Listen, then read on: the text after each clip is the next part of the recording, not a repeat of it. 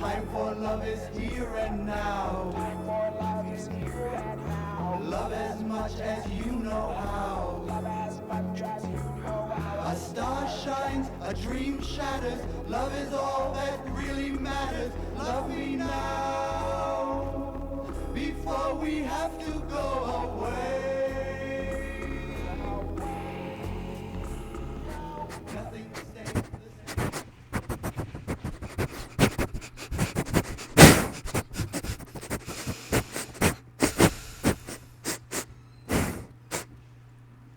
Hi everyone, what's up? Is there someone there? I thought I smelled something. We're just practicing our sniffing. Bunsen Burner, episode 52. Bun Bun Sniffers. Yeah. Wow. I'm Fred. After a week of not being here, I'm back. Yeah, you were missing. We put out a whole, got you on the milk cartons, everything. Where were Yeah. Just unforeseen circumstances with a child. What did you say? But it all happened? worked out. Your kid got a new bed or the crib broke or something? What did you say? No, like she learned to crawl out of the crib, so we had to replace her bed with a normal bed, and that was her first night in the normal bed, and that was a learning curve. Oh, okay. So, So all it's things learned in considered, one night. all the it's the- taken a few days, but she got used to it pretty quick. all the Ailstorm fans of the podcast are like, relatable. In the big bed. But hey, episode 52. That's exciting. That's pretty We- good. Yeah. Everyone out there can now officially listen to one episode a week for a whole year. There's something. And I'm really excited about what we have set up for today. We have something special, and that something special is an absolutely lack of change from what we've done before, so you can keep enjoying the same bullshit we've been doing all year. Yeah, we might get into some change as the show goes along. I don't exactly know what. People are leaving their comments and demanding things, and sometimes we listen. I told them the reason that you weren't here is because one of the commoners was one of the commoners. They were like telling us, hey, you guys should do macabre Dahmer. You guys should do this. You guys should do. And I said, you know what? Fred got sick of the demands and telling us what to do, so he's gone. He's just not here. It's not fair to say we haven't changed. Like we have changed. Like we've started playing. I think we've gotten Three more songs structured. instead of one. Yeah, there's a Three bit more songs. Like structure, we each pick a song. Timestamps is new for us. It only took like we're not- 40 episodes. Yeah, we're not changing. We're catching up. Yeah. We're figuring things And, out as we go. Well, we have more people, more just- suggestions, and there's some just good human. suggestions out there. We're not gods doing a podcast. We are but mortal men. Yes, we are. Rock. We're just metal. Rock. No, we are gods doing podcasts. Come on, don't talk yourself down like that. Yeah, you're a true Satanist. Come Super Saiyan. The true Saiyanist. But yeah, no, a lot of suggestions from comments, and there's been some pretty good ones. I thought the classic album was a great idea. on. Yeah, that was a big hit. Yeah. No, that was fun. Good pick, Paul. Yeah, good pick, P. Paul. People. Powerful Paul. It's like Oh, it wasn't just the word. Okay. Yeah, it's like a pet name for Grandpa. Peepaw. Peepaw.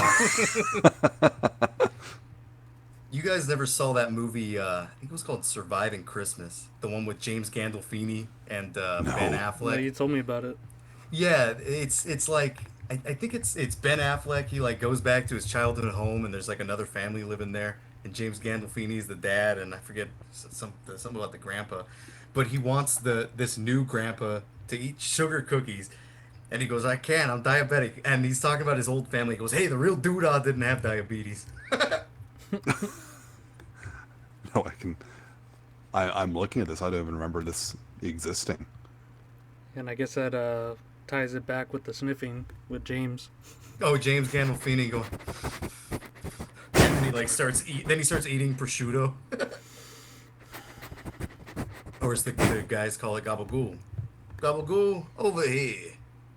This is quite the cast. Ben Affleck, James Gandolfini, Christina Applegate, Catherine O'Hara, Stephen Root's in here. Yeah, make quite the profit. Yeah, Catherine's good. I like her in that Orange County movie. If you guys have seen that, the one with Jack Black and Tom Hanks' son. Jack No, Hill. I haven't seen that, but she was fantastic in Schitt's Creek. Oh my god. I never seen that show. I remember her in Beetlejuice though. Oh yeah. Schitt's No, Creek. That's with Chris Elliott, right? I don't know. I think it is. I remember. hearing Yes, about that. yes. He's the mayor. He's the mayor of Schitt's Creek. Yeah, You haven't no, seen that he show, was, have you? everyone in that cast was gold. It was freaking funny. Worth checking out. I would highly recommend it. Yep, I Okay. laughed my ass off watching that. Okay, you know what? I'll take a Fred wreck. We're going for it, guys. Watch episode 1 of Schitt's Creek. See what you think. Oh my god, it's there's so much I'm going- pressure. I'm going through the comments that people are leaving here, and somebody actually replied to a comment I just left on J-Dawg's stream, or his latest video. Somebody says, "Yo, Sponge, how come every time I call in Hell's customer service and ask, is this the dog?" The other person says, "No, this is Patrick," and hangs up, brah. And I commented, "Hello, is this Pizza Castle?" I think I just saw that somebody like that. Let's see. I was gonna bring up something about the comments. What the hell was it? Was it one of ours? Oh yeah. It was that big long comment we just got today by Wicked God. Oh yeah. He sort of gives a little description of a lot of kind of just wacky and technically proficient sort of death metal bands. That was on the Orchidectomy episode. Yeah. Who No, did there's you mention some here? great albums he mentions in there. Like Invocator is probably like top 3 death thrash for me. Like I fucking love that album. Yeah, that's a When- really good one. Wyndham Hell is a weird ass band. I have their albums. I think one of them's an EP, but in any case, I have 3 other CDs, and they are fucking bizarre. It's such a Yeah. bizarre band. But I heard that for the first time today. It well on Metal Archives it says like neoclassical shred or something like neoclassical prog metal. It doesn't say. It sounds death metal, but it's kind of all over the place. Like is it instrumental? I didn't hear any vocals on what the. There's a fair number of instrumental tracks, if I remember correctly. But no, there are vocals on some of them. Yeah, I think I showed you this, and it was like one late night just on the speaker, and then we were just both like, It seems interesting enough, but I Yeah, don't that's know. why- I guess, that's I guess why we're I- just picky nowadays. Yeah, that's why I knew about it, but I was just like, I don't know. I had completely forgotten about Crucifixion, the Desert of Shattered Hopes. Oh yeah. That was Like the name didn't strike a bell, but seeing the album cover, oh, 'cause I remember we were talking about this about a year ago. yeah. Yeah, that's Fred's Infestor vibes band. They give me kind of like Yeah, I Incinerate. responded to that Yeah, like not too long ago to the to that long comment to Wicked God. It's the vocals especially, they're very Infestor-esque. But I love that album. I've heard some people prefer the second album, Paths Less Taken, I think it's called. But I'm all about that first album. It just absolutely kills. I had to re-listen to that Incubus Beyond the Unknown again. I think I knew that Incubus before I knew the Mike Browning one. It's pretty cool. It's I suppose what you would expect from like old school technical death metal, but yeah, it is pretty proficient. Yeah, I've had that album and Serpent Temptation for a long ass time, and I should revisit it because I don't remember much about it. I remember not like when I first heard it ages, like decades ago. I was like, yeah, it's good. I like it, and then not really going back to it. So it must not have made a very big impact at the time. But I feel like I would enjoy it a lot more today. And I've listened to it sporadically over the years, but I think like now is when it would like really click. So I should get back to it more.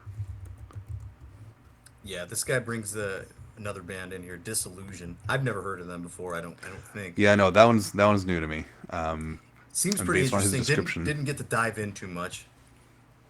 yeah, I haven't had a chance to check it out yet, but based on what he described, I'm assuming it's a he. Based on what Wicked God describes, it's going to be an interesting listen. Just for Yeah, the record, he says what's that? extremely progressive and atmospheric, one of the greatest that death metal has to offer, and very, very obscure. And I saw it was an independent release, which, inevitably means absolutely shit distribution for the most part. So no wonder. Well, all the stuff this guy's talking about is like particularly interesting to me, like the old school style of tech death before it, kind of gets formulaic. Hmm. Yeah, I dig this stuff. This guy also brings up that band we were just talking about, Hexen. He brings up the album Being and Nothingness. Peak musicianship, unique melodic and brutal atmosphere, mostly death metal with a bit of black and thrash. Sounds interesting. I know Hexen. I mean, I've known them for a long time. They were sort of one of the like retro thrash sort of bands that was around during 2007, 2008. But these guys were much more technical than the rest, or at least these guys had at least like high-minded ambition to what they were playing rather than just kind of like fucking brain dead thrash. And you know what? Not Major giving props names. that they moved away from Ed Repka for the artwork over to Necrolord. Yeah, Can't fault and I'm that move. so surprised that that somebody's bringing up Hexen. Never heard anybody else bring up Hexen before. So cool. And he also brings up Gatsu Tatsu Katsu. It's one of the albums I don't think we've it's not that I hope it's not the newest album because me and Paul already talked our smack on that one. Yeah. What was that? Way of the Warrior or something like that? Oh, I think that's what he's talking about. Oh. Ow. Oh. Let's see. No, the one he's It's like the talking fourth about. one. Yeah, it's the fourth one. I haven't really been paying attention to this band since 2009, since the first one. Yeah. I wonder if Their it's name the is same. fun to say, though. What, Gatsu Tatsu Katsu? Yeah. Did most people find this band from fucking Sam Totman's documentary? Because that's where I found them. I have not seen that documentary, but I have. I know them. I haven't actually listened to them yet, but I know them. Yeah, their first album is one I want to cover. Ooh, that good, huh?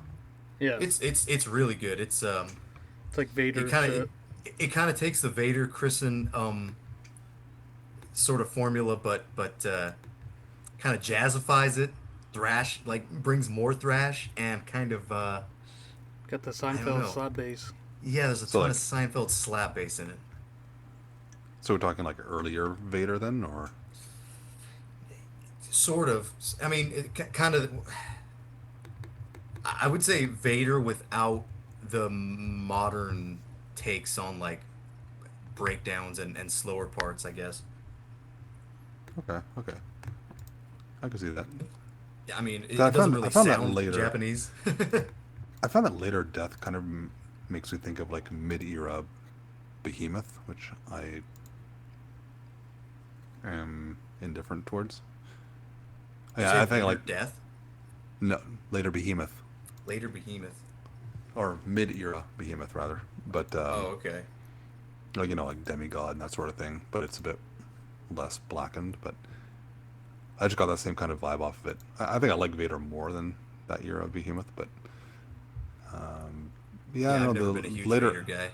later Vader albums I've heard are like Later Vader. later Vader. Yeah, they don't offend me, but don't think I'd necessarily go out of my way for them. That they're solid. They do what they come to do. Make death metal offensive again.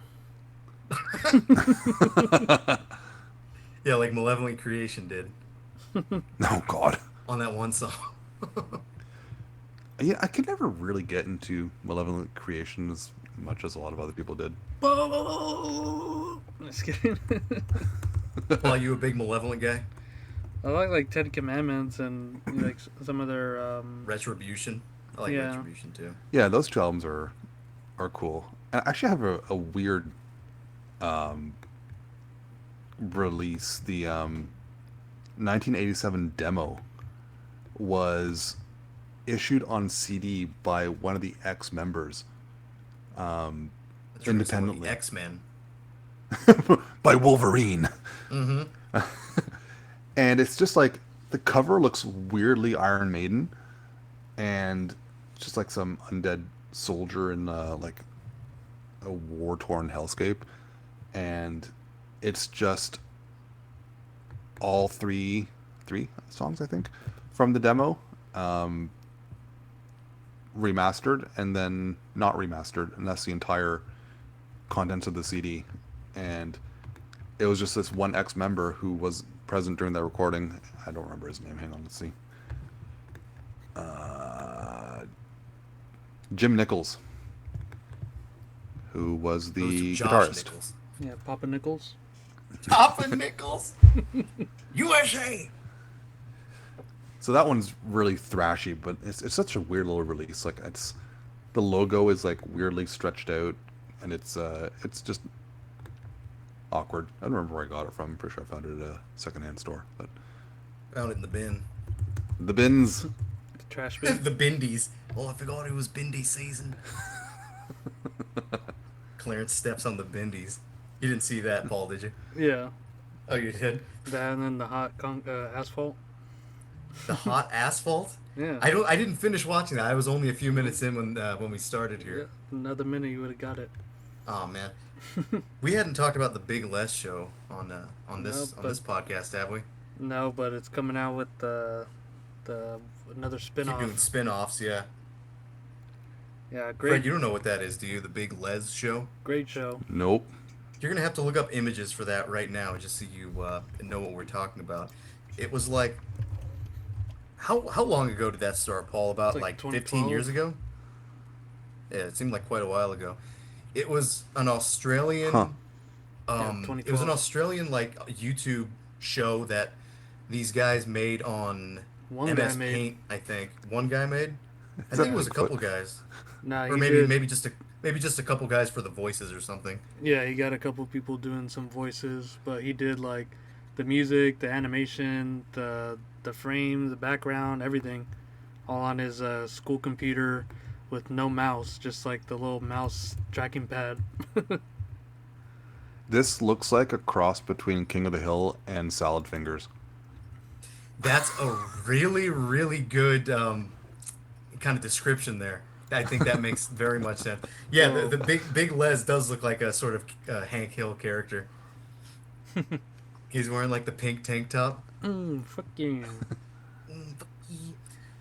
It's a pretty good show. It's like this guy really kind of created his own like Lord of the Rings type trilogy type like storytelling, branching off into certain things kind of world.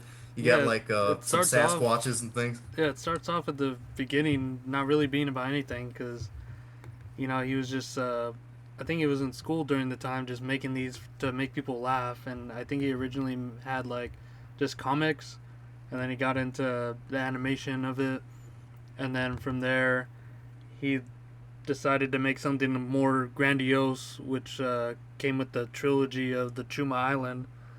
And then after that, there was, and the Chumas are just like badly drawn Homer Simpsons. They're that- like mutated monsters that are basically designed like Homer Simpson. If you see that on the side, Fred, you probably see like the Homer Simpson character. Yeah, I see. Like They're like monsters that they fucking massacre. it's like Homer with a droopy nose or something. Mhm. Oh, there's Yeah, like a there's like a million shit- of them. There's a million of them on this island, and they like massacre them, and they do this horrifying scream. What the hell? They like shriek. They don't talk. They're just monsters. They're not human. Yeah, and then the audio is like all clipping and like just like when you're watching something with commercials and it's the commercials like 10 times louder. It's like that's how the screams are. And this is you said this guy did this completely on MS Paint. Yeah, like each I think frame. he still does. Yeah, he still does that shit. It's still going. Jesus Christ! How long did it make him make an episode? That's the thing. It took like forever. Well, yeah, no Yeah. shit. like Wow. months. Like yeah, just to get like backgrounds done, and I think he added on some people to do that sort of work so he can focus more on story and animation. And then then he has like 4 other spin-offs. We got like Sassy the Sasquatch, the Mike Nolan show, Mike Nolan's Long Weekend, and then the one releasing now, which is the Donnie and Clarence show. Yeah, Clarence is like a potato head that's immortal, but he still feels like the pain of things 10 times worse, Yeah, he was and it like lasts some 10 times longer. he was like some beautiful scientist, and then I think he created the Chumas like on accident, and then he like somehow fucked his own appearance up and everything. Wait, an immortal potato head? Aren't all potato heads immortal? Really? Or he's a I've never man seen- with a potato head. Yeah, you just A gotta. potato-shaped head. Yeah, it Oh. reminds me of like Hey Arnold or something, like really Yeah, fucked up. like football head. Or, Move it, or football Stewie. head. I'm learning so many things right now. Stewie Griffin. Yeah, you just gotta watch the fucking thing if you. I mean, with If what I'm anyone's seeing trying to just get off it. of like doing an image search, I don't know how I could not watch this. Yeah, it's awesome. It's all on YouTube. I think it's all Yeah, compacted it's all on the into. Big Lez YouTube channel. Yeah, I think it's The, all. the guy in the pink shirt kind of reminds me of. That's fuck, what's his Les. name? That's Les. That's fucking Les, mate.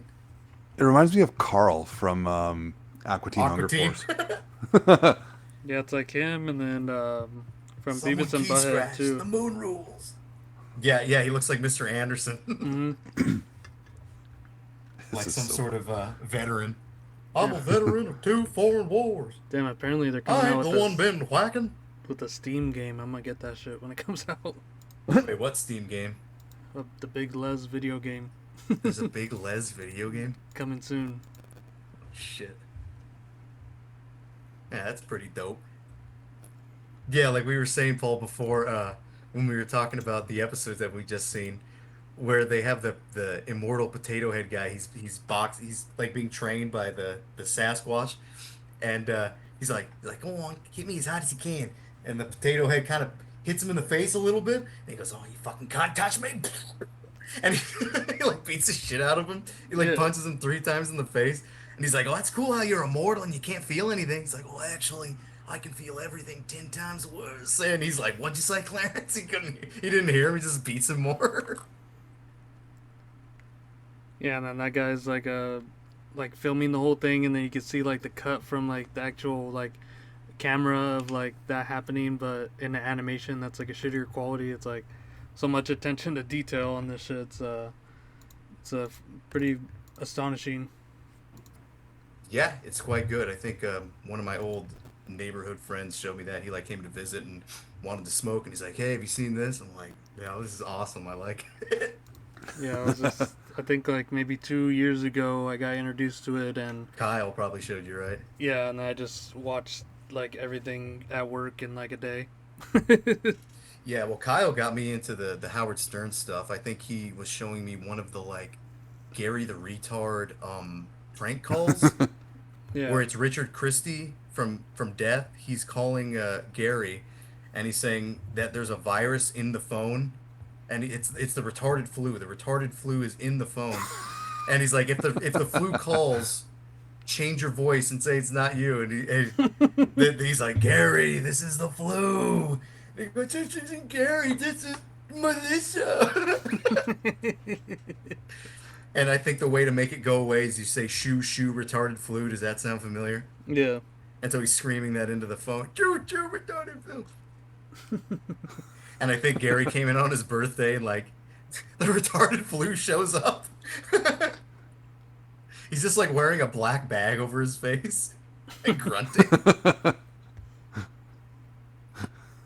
Yeah, I gotta watch some of those compilations of the Wack Pack. That's probably Yeah, his best stuff, right?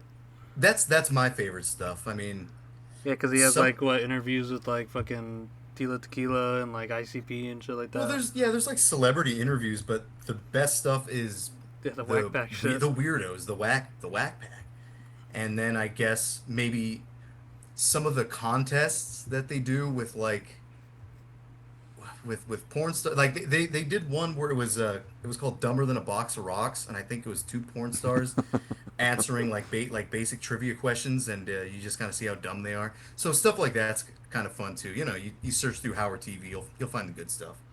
Yeah. Yeah, it seems to never be on like Sirius. All that like all the stuff that I'm looking for, but I just I think gotta it's like go on YouTube I or think it's a something. separate. Do you have Howard on series? Yeah, because Oh, yeah, I know he has like a couple stations. he has two channels. One is like the main one where they do new shit, which all sucks. Yeah. And then the other one is like the throwback stuff. Yeah, and I think even then there wasn't like every time I would listen in there was nothing about any Whack Pack. So Well, maybe you have to just look them up on their own. Like, yeah, let's see who are the best ones. You got that guy Bigfoot. Gary, You got Beatty Juice, you got Beatty Juice. That's right. You got John the Stutterer. You uh, have Eric the Midget. the Elephant Boys. Kind of. You know, it's a really good one if you haven't seen it. Holly Weird Squares. They have they have some Whack Pack there. They have Daniel Carver, who was like the Grand Wizard of the Ku Klux Klan. He was really funny. And Gilbert, they have Gilbert Gottfried, and they're all members of the like Hollywood Squares game. So they got the retards, they got the whores, they got all these different combinations of people. They have those super, I forget what they're called, those Christian ladies who like they wave signs that say God hates fags. I forget what they're called. Like the Southern Baptist Church or something like that. Mm. Oh, Westboro? Yes, Westboro. There you Yeah. go. The Yeah, ones that who was the pick thing it, for the a ones who bit. pick at funerals. Yeah, I think they would pick it at like Marine funerals and things like that. Marine funerals, gay people's funerals, everything they don't approve of, which is pretty much everything. So Fred, you into Howard at all? Oh, I've never really listened to him much. seen the movie? Bits and pieces of it. I like the movie. Like it, NBC. like when Yeah, Howard WA Stern was and like- getting really popular, like in the late 90s ish, I guess, which is around when that movie came out. I didn't really have access to listening to his stuff, anyways. I didn't have whatever he was broadcasting on readily available to me, so I never got around to checking him out. And from what I hear, he's still funny as hell, but I've never really gone back to my curiosity about it, so I haven't. Nah, actually don't really believe heard that. much. His old stuff is still funny. Him now, I'm afraid, is not funny. Oh, it's not? Okay. I don't think so. I think you Good to should know. stick to the maybe the 90s and the 2000s, and it pretty much stops there. What's not funny about his current? Is it like kind of just like lost steam, or like what's Well, before he would kind of push the envelope and I guess do things that were you just weren't supposed to do. Now it's like now He's it's done just it all. jokes about like he's done it all, and then plus he's sort of like gone back on who he was before as I guess you can call him like a free speech person or something like that. But now it's just like jokes about Alex Jones and anti-vaxxers, and it's basically like liberal comedy, but I don't think anybody's listening.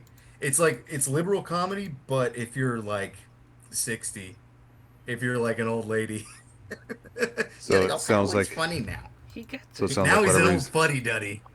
so whatever he's doing, like Stephen Colbert's doing better.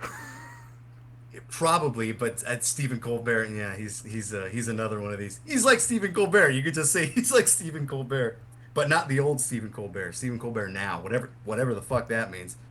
Because I haven't seen any of his shit in forever. Yeah, you're watching. I still find his current stuff pretty funny. Not that I watch it with any regularity. Whenever it pops up on YouTube, and I just am too lazy to change. Yeah, I giggle. It's funny. Yeah, how was that? I think Patrice it's, O'Neal? most of it is his tone of voice though. Like, and you know, remember when he was on Harvey Birdman voicing Phil Ken 7? Oh my god, that was fucking funny. I don't remember that. Paul remembers that though. Paul. Paul's alive. Repeat it again. He said Stephen Colbert was on Harvey Birdman. Phil Ken 7. I don't know. I only got through maybe like half the first season, like up It to has to the, do with the eye patch or something. with like the Yep. the Flintstone Soprano thing. I got up to like there. Yeah, I never It, really I watched think- that show a whole lot. I think the show really hit its stride in the second season. Yeah, I didn't. the I anim- haven't got to there yet. It's like, you remember like the first couple episodes of The Simpsons where the animation was kind of weird compared to where it wound up in the golden era? That's kind of what the first season is like compared to the second. The animation's like not as smooth. It's not quite as quick and witty as they got. But that second season, holy fuck. Like, if anything, pull up the episode Black Watch Plaid. It's the episode where, or it's an episode where the contents of Phil's office are stolen. And so he starts going overboard with protective measures and putting cameras everywhere and like alarm systems and alert hierarchies, and it's just fucking funny.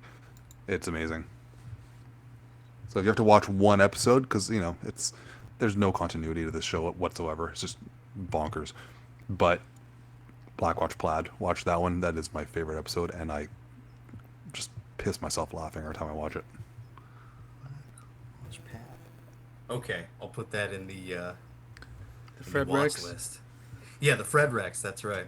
And Paul, what did you ask? The Patrice O'Neal stand up that I was watching. Yeah, how was that? You ever heard his stuff? I He's funny. I know to watch him, but I just haven't. You know, he's a funny guy. Yeah, Well, he dead now. I don't know when he Yeah. died. 2012. 2012. Yeah. Man. I guess yeah. The one I was watching was the 2011 special, The Elephant in the Room. I guess that was 2011. So he would have been like 41 because he said he was 40 in that one. Yeah, he's pretty funny. He ended it with like talking about women and like relationships and things, and he says something about women would like sex better if they could like see their orgasm or have a receipt. He says men have a receipt when they orgasm, you can see it. And he goes if women, if they could just shoot out a couple eggs on your forehead or something, maybe they'd be happy. That's fucking dumb. So yeah, I thought that was funny. But yeah, he's good. I want to watch more of his stuff because I like comedians that are actually funny, Yeah, like him, there's- like Mitch Hepburn. Yeah, there's so few.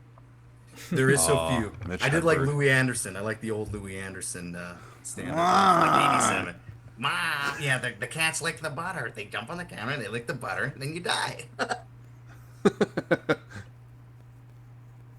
What did Mitch Hedberg say? There's a few good Mitch jokes. He's like, I'm addicted to heroin. He's like, I love women who save people. He's something like that. Get it? If carrots got you drunk, rabbits be fucked up. Yeah. One of my real. favorite Mitch Hedberg bits is saying that he was eating yogurt, and when he took the lid off, it said, "Please try again." He wasn't aware there was a contest going on. He thought he opened it wrong. it's just such stupid jokes, but it's so funny. Did I get lost? No, you're good. Oh, sorry. I cut out for a second. No, Right? I couldn't hear We you still guys. got you. Fred, you remember when Jubb was on? We were talking about that black sitcom from the 70s, Sanford and Son. You know what that is? I know what it is through that chat, but I haven't actually seen any. Oh, really? Yeah. You got to take a look at this guy. His name was Red Fox.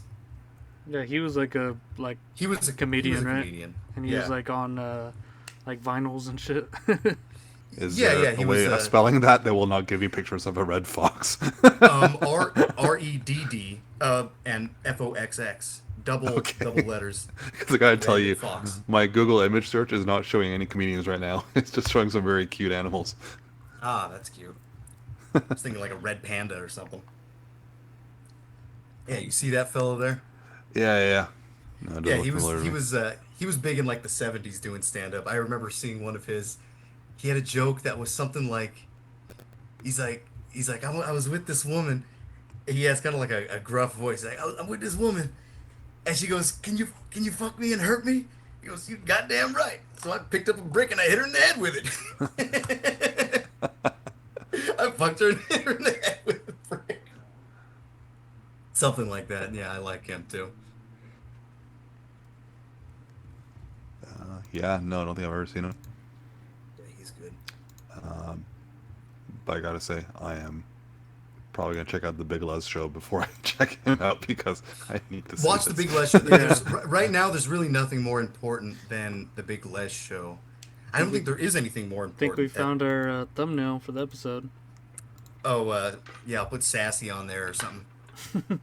How's that? There you go. Yeah, all right. I don't know. The Limp Nose Homer would be pretty good. Any of them. Okay, we'll figure it out. We'll play around with some ideas. I like it. Yeah, but besides that, I was telling you guys listening to that Torture album, the one from I think they're from Germany. Torture. Torture. Torture. Beyond the Veil. Yeah, man, that one's actually quite cool. It's like it's pretty ambitious technically, and it's also like really really atmospheric, man. There's like parts where there's drums and bass and vocals, but no guitar. Instead, they just come up with like keyboards and things, sort of like the way Catacomb from France would kind of implement atmosphere in their shit. Mm-hmm. I like it. I like it. It's quite good. Check out Torture. That's Torchure. Yeah, I don't Anything, actually have a copy of the first album. I have a copy of the second Oh, album. bollocks. I know, but it's weird because it sounds fairly different, even though it's only a year later. But the two guys, I forget the name, the two brothers that were like in the band since the beginning, died in a car crash right after that album came out, I think. So the second album, they're not on there, and it's weird. It's still a fantastic album, but it's not quite the same vibe as the first one. I'll give that a listen to. They were If it's killed in not, the even though it's not the same vibe. they were killed in a car crash together, I think. Which reminds me of Eamon. Bros go out together. Well, remember the Czech band Eamon, and we covered their album, like one of the Yeah. first dozen or so. Yeah, Yes, two of sir. the members died in a car crash too. Right after, there's I'm sure we probably talked about it back on that episode, but it's been a while, so let's go back into that. They were doing a Refresher. recording session, and if I remember correctly, two of them died in a car crash on the drive home from that recording session back in like 2001, and that got shelved. Well, no, it didn't get shelved, but it never really got completed. So they released that as a compilation on Barbarian Wrath with the original master of Call the Master, the demo, and some other random tracks here and there to do like an odds and ends sort of thing. But yeah, the session on that compilation with them in it is it's kind of dark, knowing that they died very shortly after recording that. Was that was the one that was that In the Shade of Death? No, it's oh god, you're gonna make me pronounce this. Zrozeni Smrti. Zrozeni Smrti? Yes, Okay. do my best Czech pronunciation. Yeah, no, like here it is. So tracks 1 to 5, promo material recorded January 22nd to 23rd, 2001, and then the two members who passed away was January 23rd, 2001. Yeah, there we go. So it was on the same day as the recording session, the second day of the recording session. So that features Big Boss too, just like Does Asgard. it? Well, it's I think so. Oh yeah, cool. I forgot about that. Yeah. I remember Doctor Fay was on there, but I Uh forgot huh. about Big Boss. Yeah, Big Boss does some awesome vocals on that Asgard album. It's pretty dope. Mm. Big What's his Boss has a name? wicked voice. Yeah, he does. It's cool. I like his. I like the singing styles that he goes. It's very very Italian opera sounding. I know the Pisan Pro Satana has been kind of almost over. I don't want to say overplayed, but ever since Nargroth covered it, it's kind of like everyone's like, "Oh, Root, the band that did that song." But that is a really hypnotic song. Like it's, I know it's just the Bathory necromancy riff played a bit slower, but it sounds so ritualistic, and his vocals on it are just like trance-inducing. But let me tell you, I have the English version of that album too, because they recorded it with vocals in English and Czech, right? And let me tell you, the Czech one, or sorry, the English one, um, I think they called it the Revelation. The clean vocal spoken parts on that one, uh, he kind of sounds like Borat, and it kind of takes you out of it a bit. Yeah, I kind of don't dig when bands that do two versions of the same album. I think Nightmare from France did that, but I think they did the English version first, and then they were like somewhat coaxed into doing a French version by the label. Mm. So I never listened to the French version. And then same with the band Dragon. There's like a Dragon from Poland. If you guys have ever heard of that, it's some sort of sloppy like heavy speed metal thing. I don't But I think they do know different them. versions of that. Nocturnal Mortem did that. They did. I'm gonna butcher the pronunciation, but Miro Vozerny, the Czech version, and then Weltanschauung, the English version. Uh, and I mean, they're both good. Like Vargoth isn't new to singing in English by the time that album came out, but the uh, the Russian language version sounds a bit more natural. And I remember on what was it? I think it was A Taste of Victory. There's a section in that on the Russian version where he hits a really high note, and he doesn't in the English version. And that's kind of disappointing. Uh, I'm assuming it's him. I know that it was clean vocals, so I don't know if they had a guest doing uh, clean vocals. But in any case, whoever's singing the clean vocals on The Taste of Victory doesn't hit the same high note in the English version as he does in the Russian version. It's a little bit of a letdown because it sounds awesome. It sounds really epic. Rather And disappointing. I was gonna say, yeah, I mean, like, if I'd only heard the English version, I wouldn't complain. But knowing that the Russian version has a bit more dynamic range on the vocals, on the clean vocals, anyways, I default to that one. It yeah, speak better in Russian. yeah, I thought Yeah. I was going crazy. I thought I was like thinking, I was like, I think I know an album like that. It's a trans metal. They did Dante's Inferno, um, English, and then the Spanish version as well in like '93. That one's I think I've only heard the Spanish version. I don't think I checked out the English one, so I wonder if there's differences like that, like at least with cadence and um, the range and vocals, because that's kind of strange. Like, wouldn't you want to keep it the same? Yeah. Well, I But think it's like the. I think it's just a matter of confidence, right? Like on the English version of the Root album, Big Boss's vocals sound much more subdued. So I think it's pretty obvious he's a lot more comfortable singing it in Czech than he was in English. oh yeah, And I mean, that's probably like changed since then, right? That was recorded back in what, 1990? So that was probably like, I'm guessing his first real performance in English, because I think all the demos were in Czech, weren't they? So I don't know.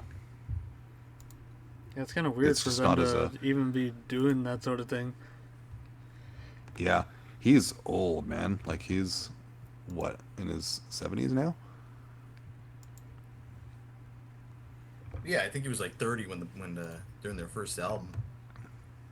Yeah, I've seen more recent performances on YouTube, and he doesn't seem very mobile. He doesn't get up, and he doesn't do the harsh vocals anymore.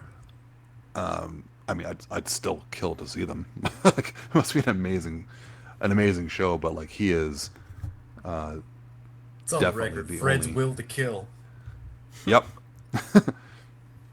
Man, but it looks like the idea behind it was like, at least for trans metal, was to um, release one in Mexico, their Spanish speaking one, and then release in the U.S.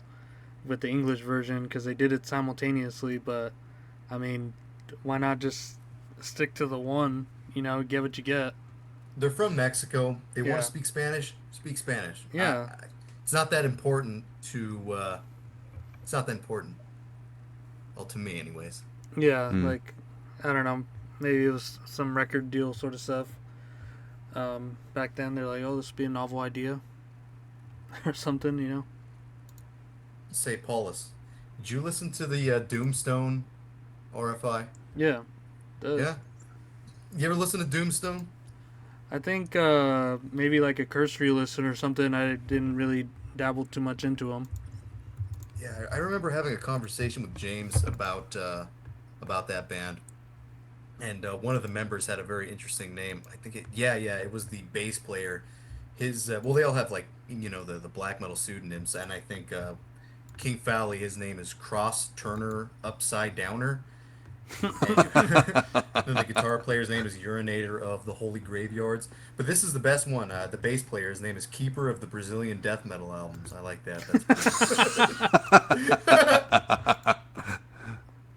Oh, that's amazing. yeah. Speaking of Jub, he commented on the Rigor Mortis episode. He was saying, what the hell did he say? Let's take a look. Yeah, he mentions Bulldozer or something like that. Bulldozer. Let's see. What does the big boss say here? He says Rigor Mortis is a banger of all bangers, stuff like that. 80s Macabre and the fourth Bulldozer album. We're doing second wave black metal guitar techniques before that was even a thing.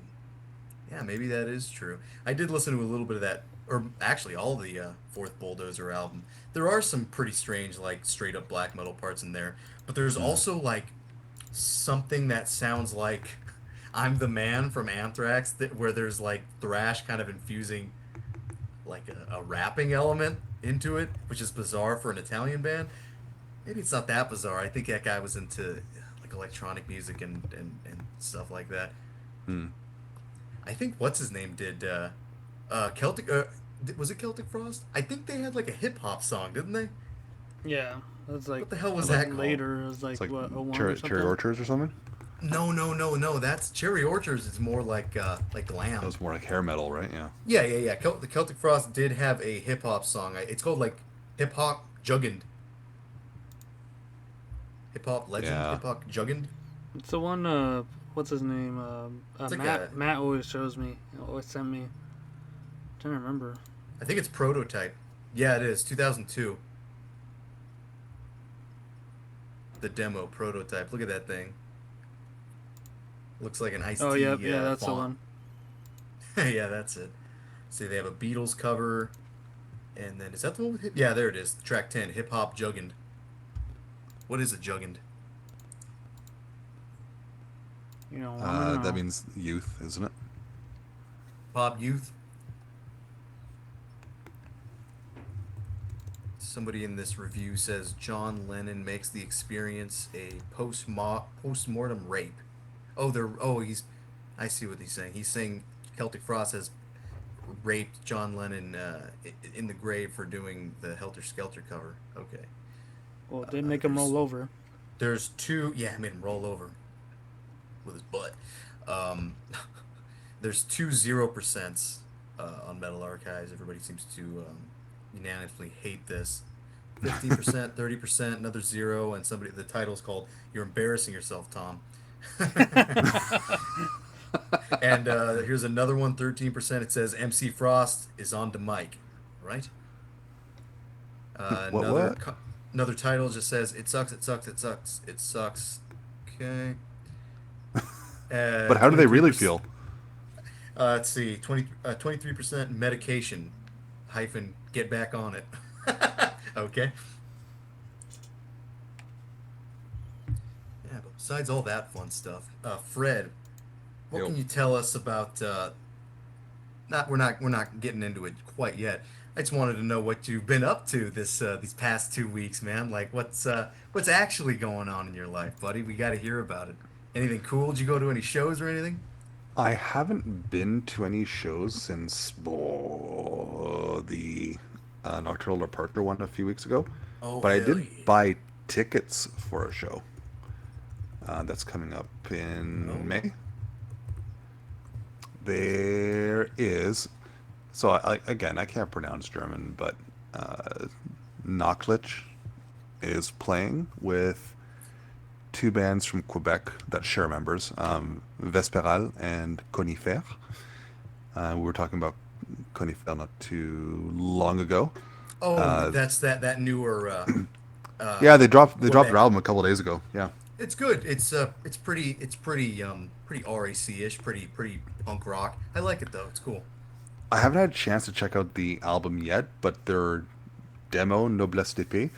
is awesome. It's like two great black metal tracks, bookend or two or three, um, bookended by these long, fantastic ambient dungeon synth sort of tracks, uh, and Click. that was a highlight for whatever year it came out for me. But yeah, no, I hope the album lives up to that because I haven't had a chance to listen to it just yet. Fred, did you But say you're seeing Knocklicht? yes, the Those Canadian band. guys, I've seen this album since it came out, in the past like 3 years. I've been seeing it. I think I've listened to it a few times. Doesn't really stick with me. I don't actually remember what it sounds like too much. It's kind of like a raw black thing, right? Except with Yeah, a sort of thrash or war metal appearance. I mean, that's what it looks like the album cover. They there's like a a fat guy with chains and the dude with the candelabra, and they're kind of like in the sticks in the woods. yes, yes. Yeah, There's definitely what do you make of all this? What do you make of this band there's here?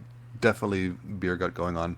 Uh, I like them. I don't have a ton of their shit. They're split with Grundherd or however the hell you pronounce that, and Howling Depths Eternal, which is like a rehearsal, so it's even rawer than their usual stuff. But Fred, you know what Fubar is, right? The those two Canadian guys. I do. Somebody in the comments of the Knocklick says Fubar does black metal. It does kind of look like them. It makes sense. Yeah, no, that when I first saw that cover, I thought that was a like a joke band. I'm not gonna lie, but I thought after it was hearing gonna their be black music, you know thrash. what? That's what it says, or that's what it screams. After hearing their music, it kind of works. Like I don't know, they give zero fucks. Um, Yeah. but that album is a great album. I need to pick up a copy one of these days. I've heard it, I just don't have it. Somebody in the comments also says this reminds me of the quote unquote black metal fat guys classic NWN thread. Somebody else in the comments says that pot belly dough. And somebody else says nice album cover, dude. Somebody else says this is similar to early Abigor. If that's true, then maybe it's true. I don't know. Listen to Yeah, this again. I could see that.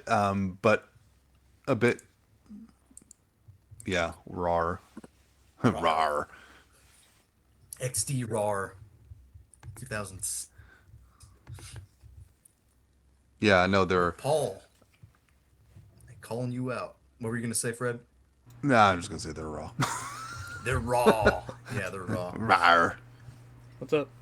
Paulie, Hi, Yeah. hi, Paul. what can you tell us about the dripping show, brutal death metal kind of brutal death metal night. What'd you think of that? What'd you make of all that? What happened? Did you go crazy in the pit? Let's hear your take, He's dish metal. if you don't mind. If you don't mind talking. I'm gonna sit this one out. I'm just kidding. All right. Yeah, get into it, Bucko. So it was, I did it last week. Paul can do it this week. First time in a long time showing up for the first bands. Showing up during the hour of the doors opening. Why'd you show up so fucking early? Because the guys that I went with in You Tore My Pros didn't have tickets, and we thought it was going to be a huge event that was sold out. It was not. No. Pre-sales were sold out, so I gave them some anxiety to, want to show up and grab some tickets. And, yeah, It was so... at the. It was at the the first one there, looking like a total keener. No, there was about maybe 20 people there. It was at a what do you call a place like that? It was like a veterans Hall. Veteran hall, yeah. VFW. They had nice toilets with the stalls that like Yeah, they're long. with the full rooms Yeah, those are with nice good. doors. Someone was bleeding in the handicap one though. But Yeah, I went in there and I heard some guy like kind of barfing, and he's like, and then he goes, Came out the wrong side. barfing, just like lost control of his bowels, I guess. That like Anyways, kind of Paul. reminds me of like when you need to sneeze and then you wind up burping, and it's really like disorienting. Sorry. Anyways, Or- Paul, go on. Yeah, you're pissing and then you sneeze. or like I'm trying to talk and someone else. I'm just kidding. I'm talking here. You got the floor, dude. Yeah, so show up early. They're doing all their sound checks. You hear the triggers going off, everything. They Got literally pretty- sounded like typewriters. Yeah, and they had some like pretty great sound there. They had like a bunch of floor monitors and then 2 PAs and then all their amps mic'd up and everything. So it was like a good sound, a huge hall. They had like merch all around the perimeter of the space at the bar in the back, and yeah. So the first band plays. It's just a guitarist, drummer, and a vocalist. I think they were called Impalement. They're pretty good. I think they're newly signed or gonna to New Standard Elite or something. So there's Yeah, New Standard Elite was there. Their booth was set up. Yeah, well, it was Saw like the most Eagle. of those bands were like part of it. They got them, and then I think there was after that Virologist, just like another more, just it was all just the same shit, brutal death metal, and yeah, they're really good too. And those sets were like so short. They were maybe like 15 minutes each, and then it moved on to one of the bigger bands, Nuclear Remains, and that kind of goes into my mail day. But it was just me grabbing their CD because they're great. Brutal death metal came out last year. Probably one of the better ones besides like Torture to come out. It came out on Maggot Stomp, but then they got signed to New Standard Elite as well. So they'll be coming out with something. They're playing some new songs and they're really good.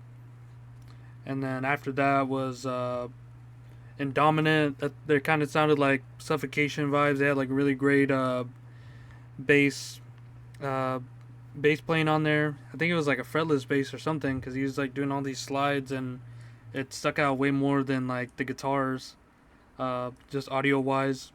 But then that's where I saw James maybe in between those sets, and he's our guy from Miss of Twilight and Episode 20. yeah, Oh, right on. and Serenidus. Yeah, he showed up in an Evoken t-shirt. Yeah, he showed us some art that was pretty good for his upcoming thing, and he said that he got his, I guess they got the test press cassettes done, or something. Was it Rotter Records or Kinship Records? I don't know, one of them. But One of those, I don't know. yeah, one of them got like the test done, and I guess it's all good. And then, yeah, we were just talking about, like, oh, when's Dan gonna show up? Where's Drew? And then, yeah, I think it was probably in Dominant or something, right? Or was it? I think I it don't was know in what band Dominant. it was. It was the one with the bald guy Yeah, doing in vocals Dominant. Yeah, with the beard. yeah. So during that, Dan came in. I was just looking at the door because he's like, "Oh, I'm gonna be here around 9." So I was just, looking right there, and then spotted him. I was like, "Oh, I'm over here." And then we were talking to James, got a drink, and then yeah, then I guess Drew couldn't make it. Sad day for brutal death metal. Yeah, but he can go to the sludge, the Conan. stoner sludge band the next day. He must have had tickets already or something. I think they did. I think they had a ticket for him. Yeah, he called me up and he's like, "Oh, you want to go? I guess we got an extra ticket." And I was like, I'm good." But then he Yeah, Anthony sounded, invited me too, and I said I'm like I'm good. I was at a show last night. yeah, he sounded pretty sad that he missed dripping though. He's like, "How was the show?" I was like, "Pretty fucking awesome." He's like, "Oh shit, dick." God damn it. But yeah, dripping was a lot of fun. You had like one girl kind of throwing her elbows around, and you had Oh, there was a kabak too. the what? Oh Kabak. yeah, They're like, from Venezuela, right? that I guess El Salvador. El Salvador? El Salvador. I Yeah. had never heard of them before. Bestial Death Grind from '94. Yeah, I need to check out their albums, and yeah, I never heard them I saw their album cover. It doesn't look very enticing to me. from What was their name 94. again? No, their newest. They're called Kabak? Kabak, right? Kabak. Is that the way they're spelled? Yeah. Oh man, their band photo. Does it look bad? Yes. Yeah, they actually. Yeah, like I saw their I Oh saw their man. artwork, and it doesn't like they sound better than they look. They sound better than the presence.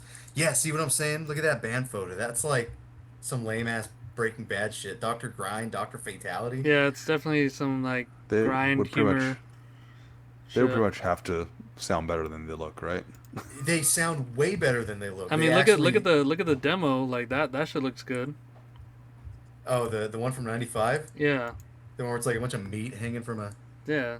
And then hanging the from the toilet hook. one ain't bad. So that Toilet one, one ain't bad. Toilet one looks cool. What is that? The brain in the Looks like toilet? I thought it was a fetus. I don't know. Even that Thought it was a 2002 one chicken. doesn't look too bad either. Chicken in the toilet. Uh, the one I was talking about was the 2021 Syndemia. Yeah, that That one. looks bad. That looks like shit. Yeah. Oh man, that is such a turnoff. But yeah, these guys weren't. They were actually better than they present themselves to be. Yeah, that they're- Syndemia looks like a They rejected did sound Mortician kind of cover. bestial. Yeah, they Yeah, had some towards the revenge end, type, I guess they were parts in there. playing like their newer songs. You said it sounded kind of like blasphemy and shit. Yeah, it kind of did. And then after that was dripping, and yeah, that was phenomenal. Got the what's it called? The dripping DJ on the side playing the samples. He just had like some dreads and shit, and yeah, it was just like all young kids. Like I think even Sebastian said he's like, oh, we were gonna play a song I wrote in like '99, and these people were my band hasn't been born yet. Yeah, his But, band were like 20-year-olds, 21-year-olds, and things. Yeah, but they And were. Sebastian, it looked like he had, I don't know, his teeth looked too white and too perfect. It looked like he had like dentures or something. I don't know. Yeah, like they were, like just the way that they're like from front to back, everything. Like even integrating the samples, they got the hip hop beat perfect, and yeah, the vocals, and they got everyone really rowdy. They're like, I think everyone got all territorial when they're like, oh, New York would be running up the walls on this shit, and then Yeah, he kept talking about New York. He's like, it was almost. I told Paul it was almost like a hip hop show the way he kept Oh, like yeah. shouting out people. It's like, yo, shout out to my boy. And he had that accent. I was like, it kind of reminded me of Impractical Jokers, just because the way he was talking. yeah, and then they brought up a couple guys from the other bands as well as The feller from Disgorge, I guess, was there. yeah, Diego, and then Angel was there too, but they didn't They bring call him him up the vocals. Wizard. Yeah, the Riff Wizard. Yeah, well, he had a big white beard. Yeah, he's like probably the most laid back, chillest dude. Whenever I see him, he's like smiling and laughing, having a good time. Hey, buddy. But yeah, so that was great, and Yeah, I came back from getting a beer, and Paul was like wearing an Adidas like like a looked like a tracksuit kind Yeah, of because it was jacket. raining, so I had to Yeah, wear it was something raining like that. that night. And I come back from getting a beer, and Paul's like shoving the shit out of a bunch of people, like an animal. He's like going crazy. Yeah, there was like the Krusty from like fucking like Yeah, there UK was like shit. a dreaded crust punk with a Demon Sea back patch. He was like being a little over the top, but What? it was still fun. Yeah, he had like Black Death shit on his vest. Yeah. I think during one of the bands, he like crawled on all the monitors that were like in front of the stage and like just stage dive into Disrupted like everything. one person. But yeah, he was like he reminded me of like a like a demon or something because like he would just like go like a trickster demon. So he would be like behind Loki. people, and then he would like look at him and like see what I'm gonna do, and then he just like fucking headbutts people right from the back and the front stage, like. So he was a bit of a You dumb nuisance, but bastard. yeah, it came towards me. I just like let him fall in the back and shit. There were some people like falling hard, man. Yeah, there was like a lot of beer. Slipping in the beer. Yeah, I got my Yeah. beer knocked over too. Not knocked over, but like knocked into. So by the time the song is over, I look at my beer and it's like full of dents and things. No, but that's probably one of the best brutal death metal shows I've been to in a while. It's only been that Me too. Association Fest, Putrefile, and yeah, but they're phenomenal for the first time coming to LA. Or El Monte. I'm glad I was there. That was kind of a perfect night for me. It was like I didn't have to spend too much time out, which I hate because I'm like a kind of an antisocial freak. But Paul had to drive his band he was already practicing with, and my car is in the shop right now, like being worked on. Ooh. One of the hoses like rotted through and getting it fixed. But so I had to take an Uber. It's like 30-minute Uber, and then show up at the show for maybe 3 hours. Take an Uber right back home. Perfect night for me. That's what I like. Not too much. I'm snap, ready to go. I'm done. Oh, and then there was I expected a fucking taco vendor outside, but it was Oh, the guys pizza. making pizza pies. Yeah, Making pizza pies. Yeah, that's pretty right. pretty good. And for, you guys, I like how you saw that still Oh. of me, Paul. Where I said I look like I've been in the woods for years, and Fred sends the Sasquatch, Oh, I thought you were gonna mention the guy on the during scraggly like beard. during the last song. You know how like the riffs go wow, wow, wow, wow, wow, wow, wow, wow, Oh, wow. he's like, And then there's like the one Mexican dude like fucking soy jacking at that shit so oh hard. shit, I forgot about that. Yeah, yeah.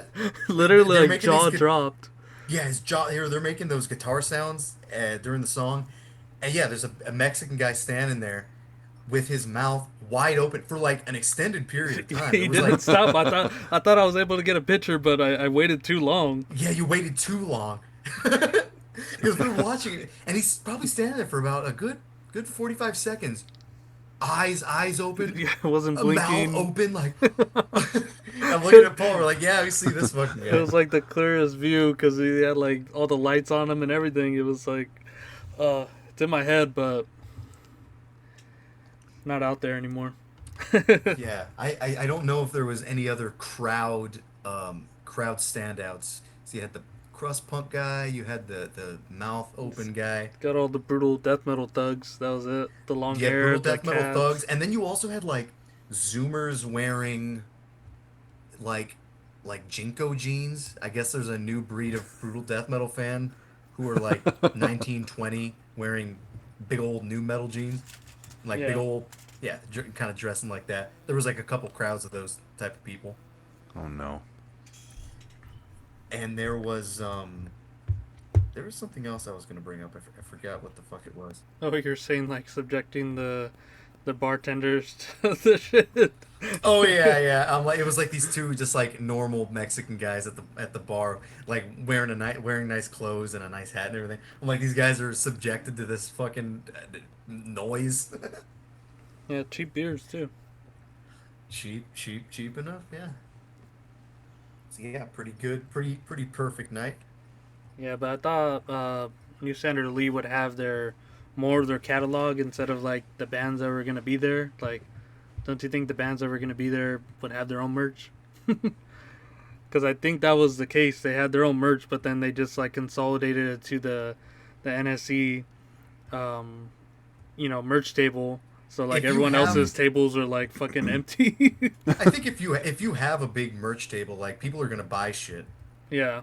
because that's the way it was. I think remember that we always talk about this, but the autopsy show in 2012, dude, there was a like 4 or 5 fucking vendors that had like all their shit out Yeah. and all kinds of stuff, different CDs, different T-shirts. Yeah, because It's you perfect. want And to. I bought a bunch of random stuff there. Yeah, I think because I you bought, want to check it out. You want to see what the Yeah. fuck's there. I think I bought a Gummo T-shirt. I bought a Whiplash shirt. I bought a Dismember pin. I bought the Death Strike CD. Bought a bunch of stuff. Yeah, and they gave a lot of freebies there too. Divine Nice. Eve and Yeah. Headhunter DC. Headhunter, Undead Creep, mandatory. Yeah, that was a good show. Yeah, Treated they us give out well. free. They treated us very well. Yeah. So Except for you at sorry, the Paul. end. What did you wind up picking up from the show? Oh, the Nuclear Remains, Dawn of Eternal Suffering. I don't think I've ever heard that. Good cover, good band. Apparently they're coming out with something pretty soon. This is off of Maggot Stomp last year. I was like, I already knew I was going to grab a CD from them, but I just wanted to see if there was anything else there, and there really wasn't. Nothing else from NSC that. You No, particularly nothing from like or- anyone that I wanted anything from. Oh, Like usually people bring like just not just like their own CDs, but they'll bring like vendors will bring a whole catalog of their shit, and it was just like everyone had the same shit. huh? Yeah, it was weird. That's unfortunate. Yeah, well. But yeah, great show. Glad we went. And then that video, the camcorder one was a pretty great sound quality too. So if you guys missed it, check it out. Yeah, I didn't get to see it. I didn't know it existed. Yeah, I think they're gonna be going to Florida, Texas, and I guess they're gonna be doing a couple more things. I didn't feel too weird about it just being Sebastian either. Like they just not performed really. like top tier shit. The slams Yeah, are and like that- fucking retarded, like crazy. Well, yeah, I mean he's the main guitar player, anyways, right? Yeah, I really don't care if a main guy from a band who's like the main songwriter gets other guys to help him out. That doesn't bother me. yeah, Yeah, but if it's like new songwriter with like some new member with like some of the same members, but like have nothing to do with the old writing process, I think that's what's usually like, don't give a shit, yeah. Well, it's not even the same band anymore at that point, right? Well, that's what I'm saying. At that, it isn't the same band. With Dripping, it's exactly the same band. You're getting the Yeah, but album. then- You're getting it all. No, but then like you can say the same sort of thing with like, well, I guess it's a bit different because like when I saw Atheist, it was just like, yeah, there's like no original member on the instruments.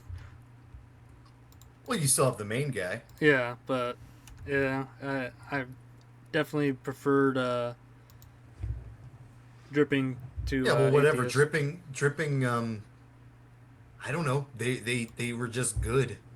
Yeah, and it's They were funny just because good, I was and just like like, the crowd was all hyped up, so it just kind of made it fun. And it was a small venue. If Dripping had played a big old venue, it would probably not have been as fun. yeah, what was there like maybe tops like 60 people? Yeah, there wasn't a lot of people at all. I expected, Yeah, I thought it- Dripping. But at the same time, I don't think LA is known for like brutal death metal, so there's not a whole lot of guys who are going to be there. Like everyone in the Southern California scene who's into that was probably there that night. Sparky wasn't there. Which was who? Sparky. No, he wasn't there. Maybe that's a good thing. I don't know. Depends on how you feel. Yeah. But yeah, it's like all the same guys that go to the show. They have a pretty, I guess, tight scene there. I know more so from Julian because when I was there, everyone was just saying what's up. It's like a micro celeb. Yeah, micro celebrity, internet celebrity. Yeah. That's what incel actually stands for. Internet celebrity. But yeah, great show. I don't think we have any more coming up. At least, oh no, I think Ascended Dead in May. Oh, that'll be fun. Yeah, we'll ascend with the dead, and last Saturday we got dripped on. Better get dripped on. Who are they playing with? Anyone interesting? Oxygen Destroyer. So yeah. Oh yeah. Somebody else too, I can't remember who. Oh, Untergang. Undergang. Mm. Oh man, I did see they must Undergang once before though. they must be a lot of fun live. Their albums are great. Yeah, they were pretty cool when I saw them. It's been a while. I think I saw them in 2017. 2017. I think that's when I interviewed them. Oh, you interviewed those guys? Yeah, they Holy smackerel. if I remember correctly, that's when they had released Misanthropology. Misanthropologie. Yes, that's when I saw them. And They just released that album. on that tour is when I interviewed them and I asked them why the hell they're not touring Canada. Yeah, what the fuck? That was a good album. I liked the one where the guy has his head shot in with a shotgun. That was the album that I liked. Yeah. 2015. Yeah, that was my favorite too. And then also, the only ones that I really heard were that one and the first one. I remember Paul showed me the first one. I thought it was pretty darn interesting at the time. I like all their albums. They've been very, very solid. Mm-hmm. But speaking about guns, I think I jumped the gun a little bit on the mailbag. But what did you guys get? Go ahead, Fred. What'd you get? Me? Take us away, Fred, with the mail. You know, it's been 2 weeks since I've reported on what I've gotten, and I've only gotten three. I've only gotten 3 things in those 2 weeks. Yeah, this one's been eating away at you. It has. So I'll start with the lesser ones first. So I got the Hagalaz and Darkthul split. Whatever the hell that translates to in English, I don't know off the top of my head. Cool split. I hadn't really heard of Hagalaz before. I know they had another demo that I also haven't heard. But Darkthul, cool Greek Dark band. Cool, I mean, cool. they're a dark clone, but you know what? They do it well. So, and at a record store downtown, I found a copy of Lust for Fire by Hemlock, which is cool because I think someone commented that it was fun that we brought that one up a couple weeks ago. So if I actually found a copy, it was pretty exciting. I think one of the most overlooked USBM bands for me. Like Crush the Race of God, Funeral Mask, and Lust for Fire. Just what a fantastic little trilogy. Yeah. Yep. But the big one was a huge want on my list. The Moonblood Deathspell Omega split LP. Finally snagged a copy of that. And it's in incredible shape to boot. Like the Moonblood side on the top left is a tiny little ding in the corner, and that's it. That's the only thing I can fault on the whole fucking thing. Release the Kraken. Yeah. Kraken! Yeah, we missed that last week. Sip. You guys think can I Kraken mentioned that. without me. We were. You were cracking with that? Cracking it. But yeah, that split, not cheap, but I've wanted that for a long ass time. So, I've kind of taken it upon myself to collect Moonblood vinyl, which is not a cheap endeavor by any means. I don't know if I'll ever get to the albums because those are fucking stupid priced, but I'm gonna try and get the splits anyways. And this was the big one of those to get. So I think getting the remaining splits shouldn't be too difficult. But man, seeing that Deathspell Omega artwork full size is that's great artwork. I wish they had the name of the artist who did that. But they have the obviously Chris Verwimp did the Moonblood side, but the DSO side, I have no idea who drew that cover, but I love it. Yeah, Chris has great artwork. Yeah, he does. I like his demoniac artwork. That's really cool. If you remember that, I think it's their second album. Oh yeah, that's the what the fuck band, isn't it? Dragon Force. Yeah, the Stormblade album. That looks really good. Yeah. You got the woman on the war goat. and you have like Jesus in the back, and like everything's on fire, and then there's like a goat man with a big horn, and then there's track 8. That's a title. There's a what? It's actually called track 8. No, look at the track title. Oh my God! Yep. Oh my lord! Fuck you, mammy. That's a title. It Fuck you, man. you know, Chris Verwim did very similar art on the Avatar album, Memoriam Draconis. Yeah. It looks really similar to that, doesn't it? It's a bit like you'll know what I mean when I say this, but the Avatar artwork looks a bit more realistic in Yeah. that there's no goat Goat man. riding demon things. Yeah, just a dude on a horse with a sword. But What else did he do? He did Absu album covers, I think, too. yeah, he did. Maybe He one did of them. Tara, I think, didn't he? And He did the Son of Tereth or whatever, the one with the big Tereth, guy, yeah. the big man on the rock in the ocean, the Yeah. Aquaman. He did the Aquaman album art. See, what's your favorite Absu album? Aquaman. Oh man, the guy who did yeah, the guy who did the Demoniac did the list cover art too. That was Chris too. He did the No, the this list? is some guy named Jean-Pascal Fournier. Fred could probably do a little bit better of a Wait. pronunciation. Yeah, I don't think it's a Which- Chris guy. Which Demoniac album? It's Stormblade. Oh really? I thought that was Nope, you I guys thought that was are- him. you guys are Maybe wrong. I'm thinking of the guy, Avatar. Maybe I was thinking of the Avatar cover art. Yeah, it might be him because I just went on there cover art right here and he did the list. Oh, okay. He did a bunch of them actually, a bunch of art. Beautiful artworks. Yeah, the list one Wait. especially. he did. You guys are wrong. It's not Chris.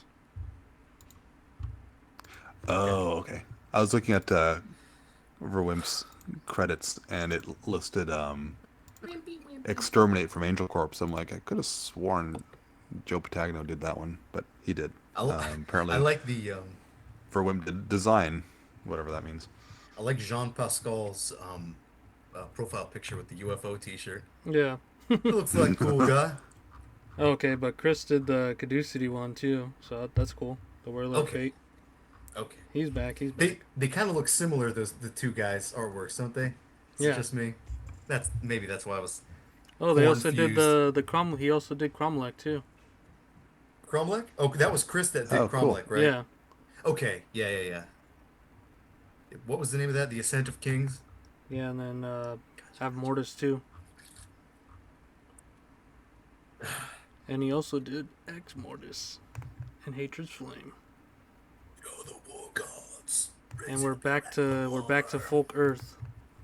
We're back to Emily. Folk Earth. Yeah, he did some Emily art All too. roads, He did Emily. all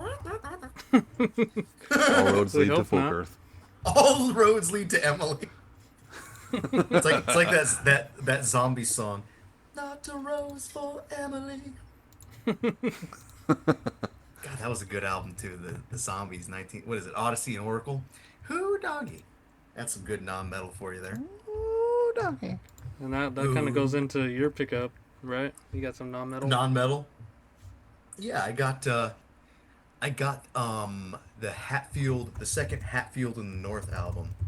If you guys don't know what that is the same singer of Caravan, and these two bands are part of a scene in the 70s, like English prog kind of era, the Canterbury scene.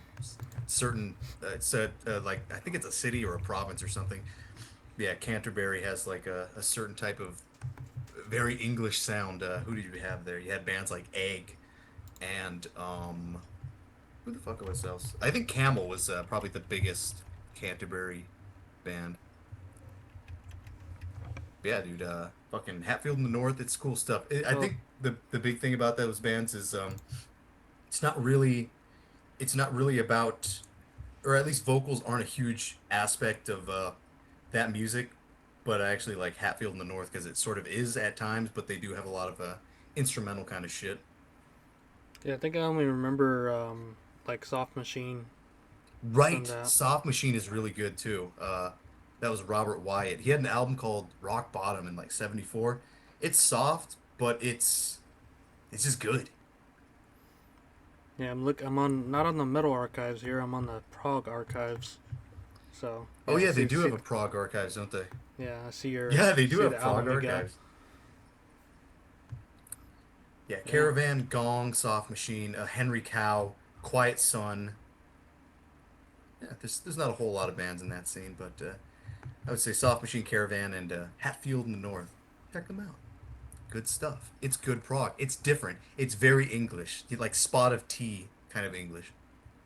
you tell me where my country lies. Yeah, yeah, like it's sort of Genesis. It's extremely very English, like Austin Powers. Righto. I was gonna ask you, Paul. Um, so this Thursday, remember when we went to go eat the ramen place? Found a new place, pretty good. Noodles are dank, and then we were at the shop just hanging out. Decided to have a couple beers and stand around, listen to music. And Robert decided to put on "I'm a Goofy Goober," which is like kind of a kind of a cover of Twisted Sister, "I Want to Rock." I think our younger listeners don't know what I'm talking about. I'm a goofy goober, rock. And right as that song is playing, somebody, one of the guys that's like a neighbor of ours at the shop walks up. I'm not going to give out his name. Let's just call him Dustin. Let's call him Dustin. So, so Dustin walks I don't up. know why Dustin's cracking me up so much. Well, it's a similar name to what his actual name is. Uh, he walks up and he has like a a mason jar full of whiskey, and he offers us some whiskey. And Paul, I kind of want your take on the whole spiel. I think what's important to that I forgot to say is we were all like, oh God, this guy's gonna walk up and we're listening to "I'm a Goofy Goober" rock. Who's got the phone? Turn it off. And before he got to us, the speaker actually died, so that didn't happen. Yeah, But technology had our back. yeah, the technology. Who cares? That'd be funny. He probably wouldn't even made a, even notice it. But Paul, I want your take and your kind of want to hear your side of things. What actually went down when quote unquote Dustin showed up with his mason jar full of whiskey, if you wouldn't mind. Uh, see if I can even remember, man. But Yeah, what do you remember? We were all kind of blitz. yeah, so yeah, that was he came on, came around, and I think we're just I don't know. He's just telling us like stories from like tour and stuff like that. Yeah, yeah, he was telling us he works with all these bands. It was very strange the way he came at us. It wasn't in a humble way. It was I think he was drunk already. But he was kind of just he's a little bit older. It's Fred's age actually. And he's sort of I just feel, giving us this I've done this, I've done that kind of spiel. I feel And what attacked. you're not being attacked. It's just it's just part of what happened. I didn't realize until later. I didn't realize until later one of the stories he told us was basically a girl hugged him, and that was like the punch. That was like the epic part of the story. A girl hugged him. Do you remember that? Yeah, He but was then like no matter what the tone was of any of the story, I was just fucking laughing my head off, like audibly, like we Robert was giving us weed, so we were giggling like morons. We couldn't stop ourselves. yeah, like, and then Robert out of nowhere. Well, first of all, he's all Dan, you're cool, Vince, whatever. I don't think he knew his name, but he's like you're cool, and then I don't think he knew my name either. He's but you're cool. And he kept pointing to our friend Robert, who we mentioned a lot. He's like, "You're Not fucking cool." weird." Yeah, and Robert he does a bro move. He pulls out some waters out of the back of his car, but they're in a can, so I guess that's weird. And he's like, why do you even fucking have that? But yeah, then he's like passing around his Passing around his whiskey. Yeah, it's like in a mason And jar. Robert's like, what's in here? And he's like, I'm like, the bug? The bug? It was a piece of wood. I don't know. Do people put wood in whiskey? I guess. But There was a piece of wood floating around there. yeah, then Rob was like, "Oh, I thought he was gonna poison you." But I had a buzzing for a second there. it's Fredward. It's Fred No, Ward. it is It was. weird. But yeah. Then after that, what else went on? I just don't really remember. I was just like, no matter the tone, it was just like a serious story, a sad story, a funny story. I was just laughing the whole time. I don't remember everything in detail, I but feel like I'll Vince try probably to. knows. Yeah, exactly. I'm trying. That's exactly why I asked you. I want to kind of put the pieces back together. Like what the fuck would happen? That was just so wacky. Um, that story, I remember him telling us about a girl hugging him. It was another like kind of bragging story where he's like, I was doing merch for this band, and the sound girl was like, she was like not hot, but not this and not that. I'm like, she was bodacious. He goes, yeah, thank you, nice word, and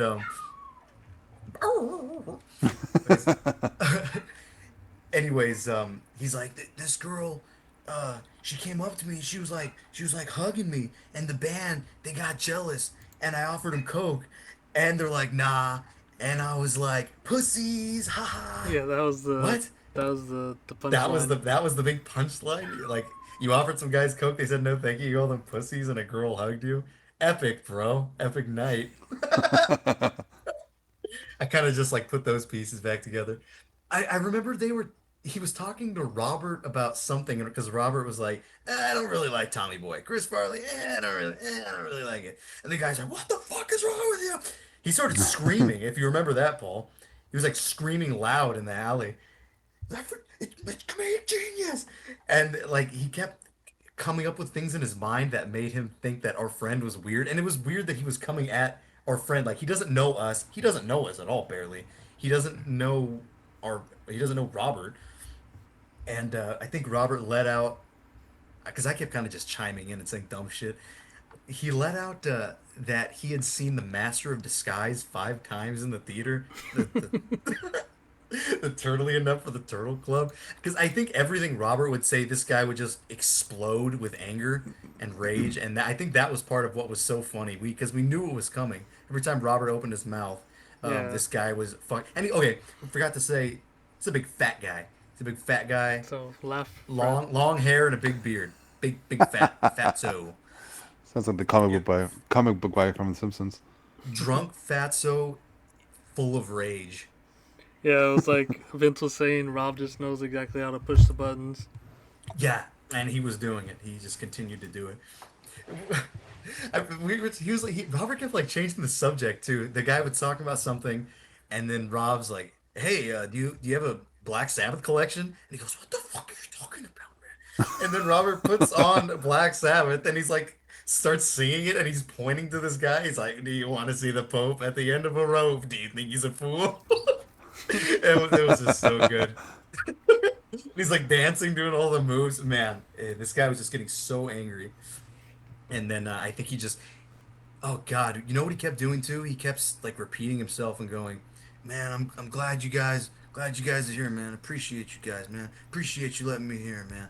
It's Oh like, yeah. all right, we got it the first time, motherfucker. I don't know why drunk people do that so much. It's like, "Man, I love you, man. I just gotta say, we heard you, dude.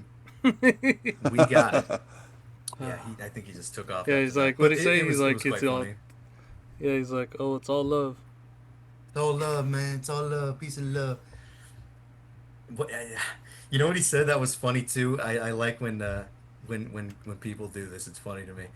He was trying to tell us that he was a Trump like voter or Trump fan or something. And he's like, I know you guys are probably all liberals or something. And then his next thing he says to like reinsure us, he goes, I love black people. I love black people. And then Robert's like, yeah, I love mine. And he's like, I don't think Oh I'm my supposed to say God. that. So the Trump guy is offended by Robert, who was, I don't know. The whole thing was just, I just, I like when people do that. It's like, hey, I'm a conservative. I can say Send I'm that a to the picture. badass. But oh, dude, I love black people. Don't get me wrong. I love everybody, dude. Just shit. Yeah, you know what? He didn't even say anything about it. He's just like, oh, but Trump, he's whatever. Okay, well, cool, whatever. Yeah, I thought he was gonna go on about some. No, he didn't go on about anything. he didn't really go on about anything. Mm-mm.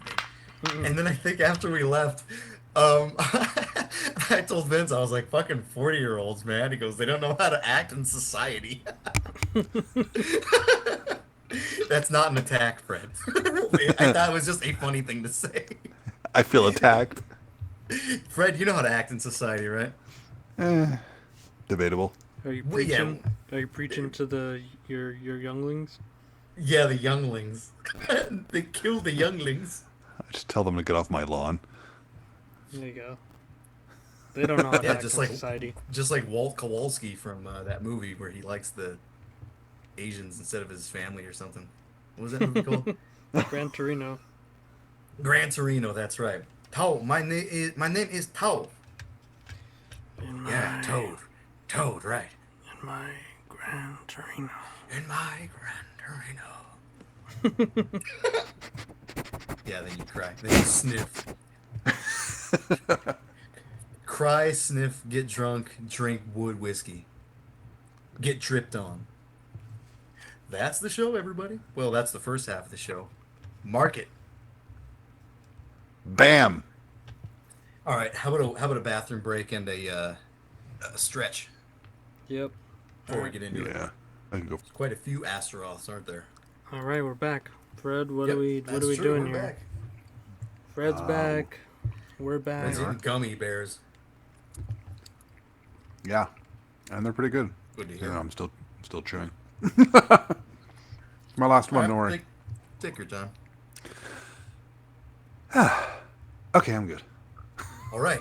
Let's go. Rubbing my hands together like Kraken. Mr. Miyagi. Ooh, that was good. That was like a cartoon character doing it. Why are we here today? Yeah. A Norwegian band, Astaroth. What the hell was that noise? I just got trollheimed. Hold on. Oh man. Yeah, Astaroth. I don't think Norwegian black metal gets any more obscure than this. So I got this demo without ever having heard a note from it. Is back when the Nuclear War Now boards was still a thing, and one of the ex-members of Immortal, Iscaria, who runs Edge Circle Productions, used to post on that board and had a trade or sale list of a bunch of stuff posted. And I saw this demo tape listed in his list, and I was like, I have never heard this. I've never heard of this. He just listed it as Norwegian black metal, even though Metal Archives at the time actually listed them as death metal, which is completely wrong. But I mean, there was no way to hear it, and as far as I know, it wasn't even uploaded till like a year ago. So I got it, and it's definitely one of the most unique Norwegian black metal releases of that mid 90s time. And I mean, the first thing that grabs you right out of the gates is the guy's vocals. Like, it's somewhere between Varg and that first Helheim album, and they're just there too. Yeah, not quite as howled shrieky as Silencer, but they're something like Very desperate. yeah, Lust maybe, I guess, but shit, like it's surprisingly diverse. And I have not seen another copy of this demo. I mean, I know they're out there. Like, mine is numbered 28, so I'm assuming there's at least 27 other copies out there. But yeah, like it's like when I looked it up the first time, just again without having heard it, the logo, something about that obscure castle on the cover. I think it's a castle. Oh, whatever the hell it is. Just like called to me. I'm like, I need to hear this thing, and that's been a driving force for a lot of things that I tend to collect. It's just I've never heard this before. If I can't find a place to hear it online, I need to get a copy so that I can hear it. And that was what drove me to buy this one off of Ascaria. And there I was, like a couple weeks later with this cassette in my hands. I'm like, I have no idea what to expect out of this. And it did not disappoint. I fucking love this demo. It's... You know what? I think just playing the first track is the best way to get into this, because I don't think I can adequately describe just how wacky this demo is. It's an epic told to infinity. It is an epic told to infinity. This is Even some first track, then? even that title, I'm not quite sure if they mean an epic being told to an entity of infinity, or an epic that's been told an infinite number of times. Yeah.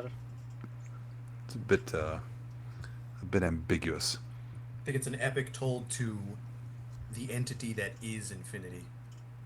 Well, I think it's an epic told. Nah, just kidding.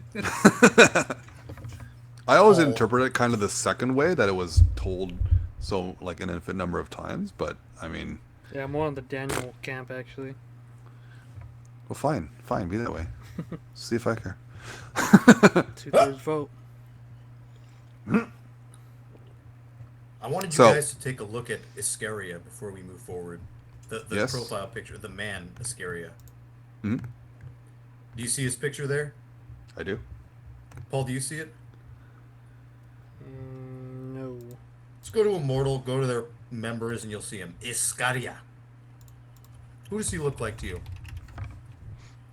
He kind of looks like that ex-bassist from Immortal. See him, Paul? Yeah, it's something. He kind of looks like Bob the Bulldog Briscoe from Frasier. Yeah, there it This is. stinks! This is total BS! That's what he looks like. Well, I'm Yeah, not I being just wanted to get that out of the way. I'm not going to be able to unsee that. Bulldog. He's like playing on stage with Immortal. Bulldog. Yeah. All right. So, with that nice introduction, should we get into track one and give some more thoughts after that, or how do you guys want to do it? Yeah, let's get to track one. Let everyone hear, because I don't think a lot of people have heard this. It's, as far as I know, it's only been uploaded in the last year. So The Arcane Archivist apparently has turned people onto this, and I've seen that in the comments too. yeah, he posted a comment, or he posted that video of them playing live. Yeah, I saw that. Singer Yeah, sounds which was same. pretty cool. Sounds good. But if I remember correctly, I don't think even he had heard the demo. I know he interviewed this band on one of his magazines. Put that in a metal magazine. Yeah, I read that. And thing. these guys were also in Mortify. I remember that demo. It was a bit Yes. a bit more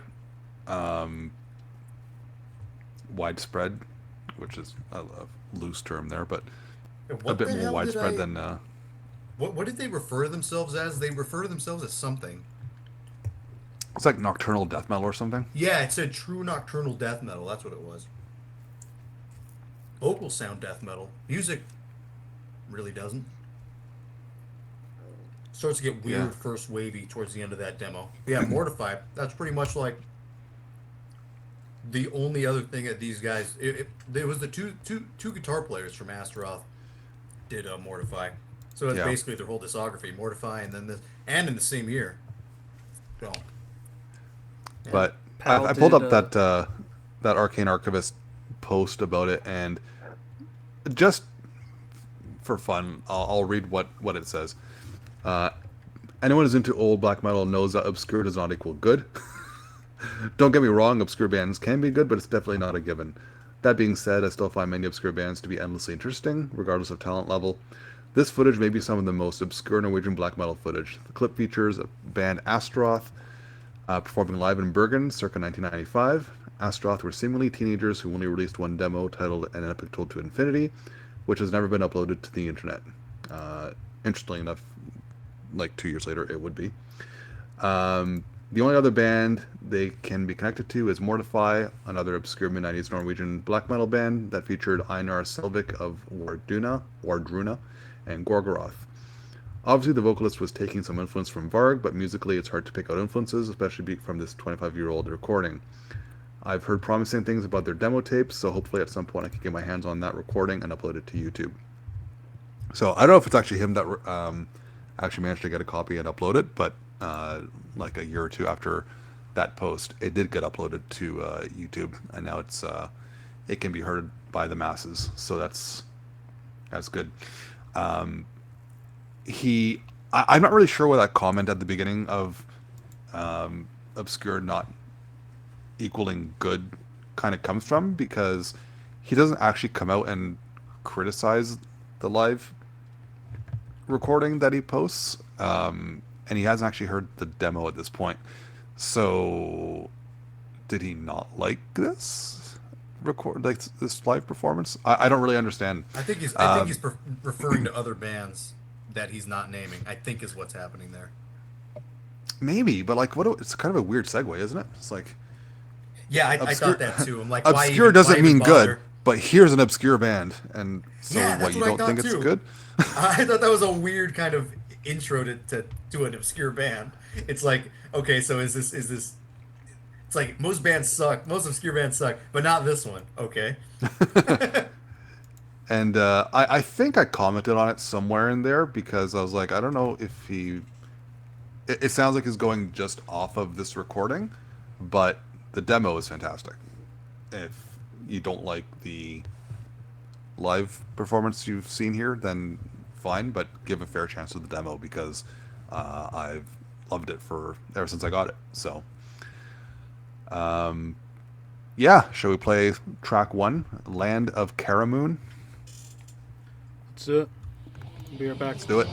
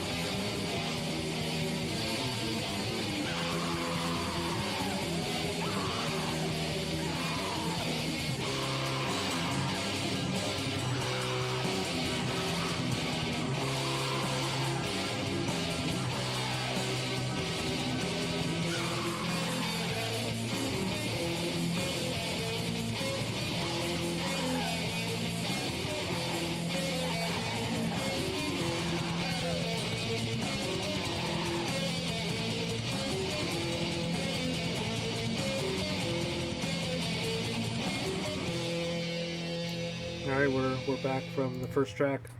That sucked. Yeah. Whoa, that was a It's- black metal guy moment. That's weird.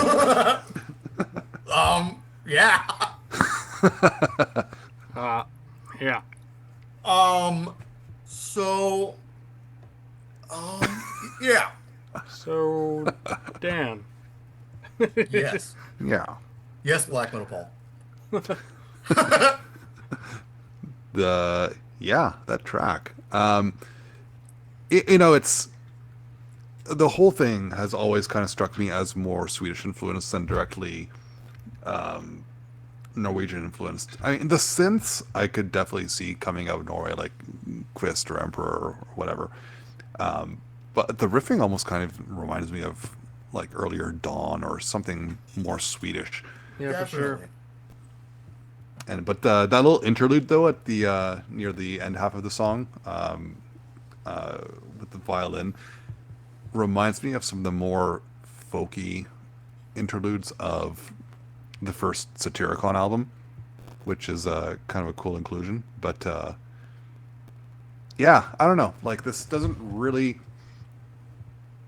fall in line with a lot of when I think of Norwegian black metal. The riffing kind of feels more Swedish, more, I don't know, but it's definitely an outlier for Norwegian black metal. What do you guys think? Yeah, you could have told me this is a Swedish band. I would have believed you, bro. Yeah, like, this didn't pop off at all as Norwegian. So when I was trying to find it in the archives, I was like, that was the last one I picked, basically. Off the countries, I was like, what the fuck is this shit?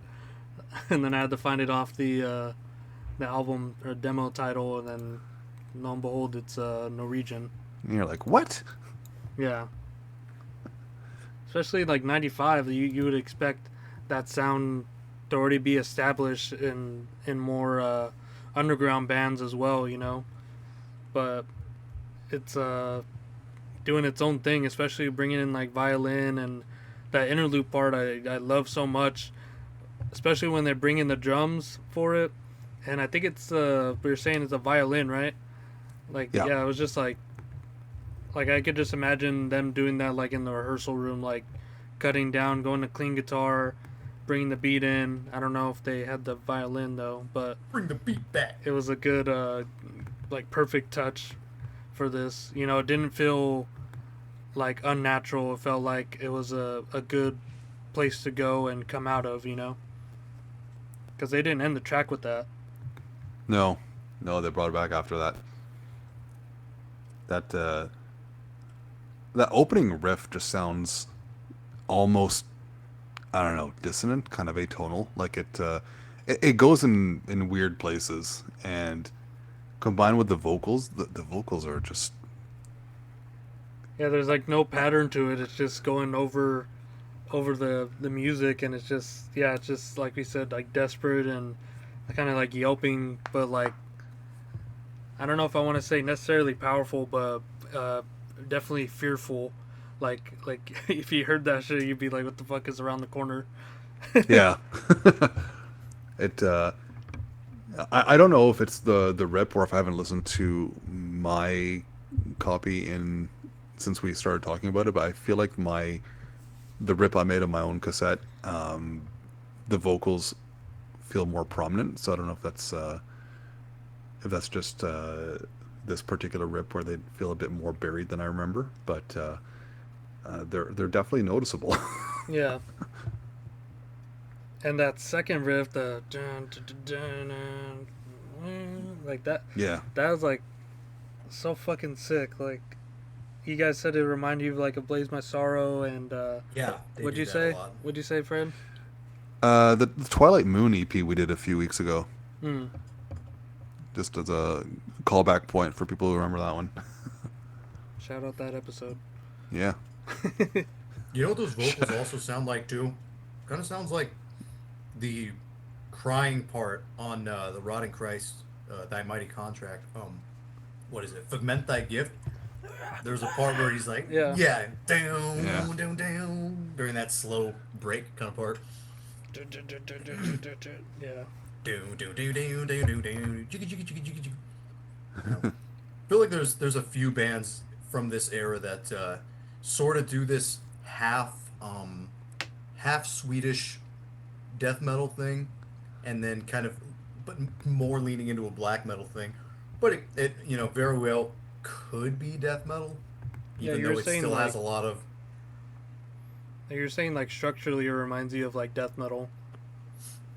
sort of the way things change. It kind of does, and even the way some of the riffs work.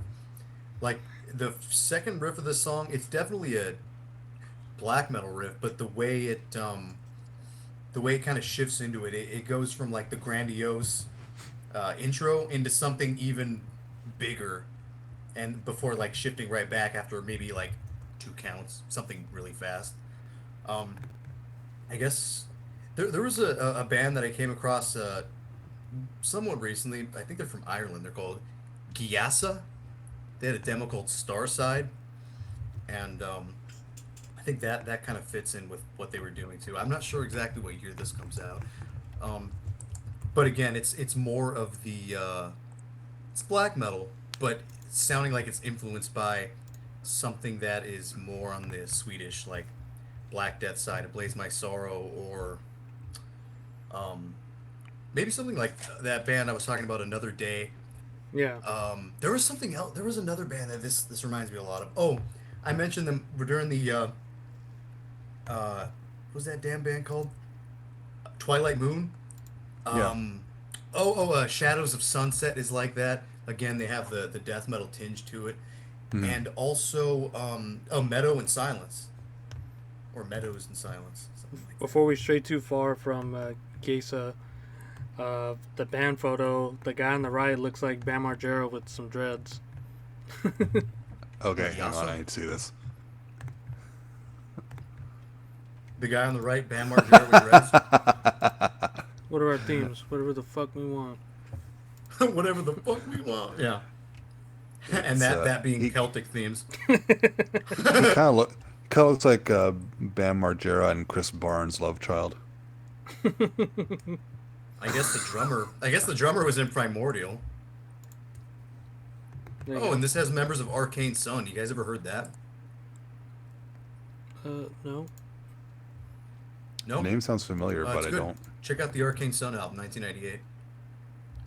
I think it's another example of one of these Oh, this one. very Yeah, I remember melodic this. type of black metal, sort of hinting at death metal.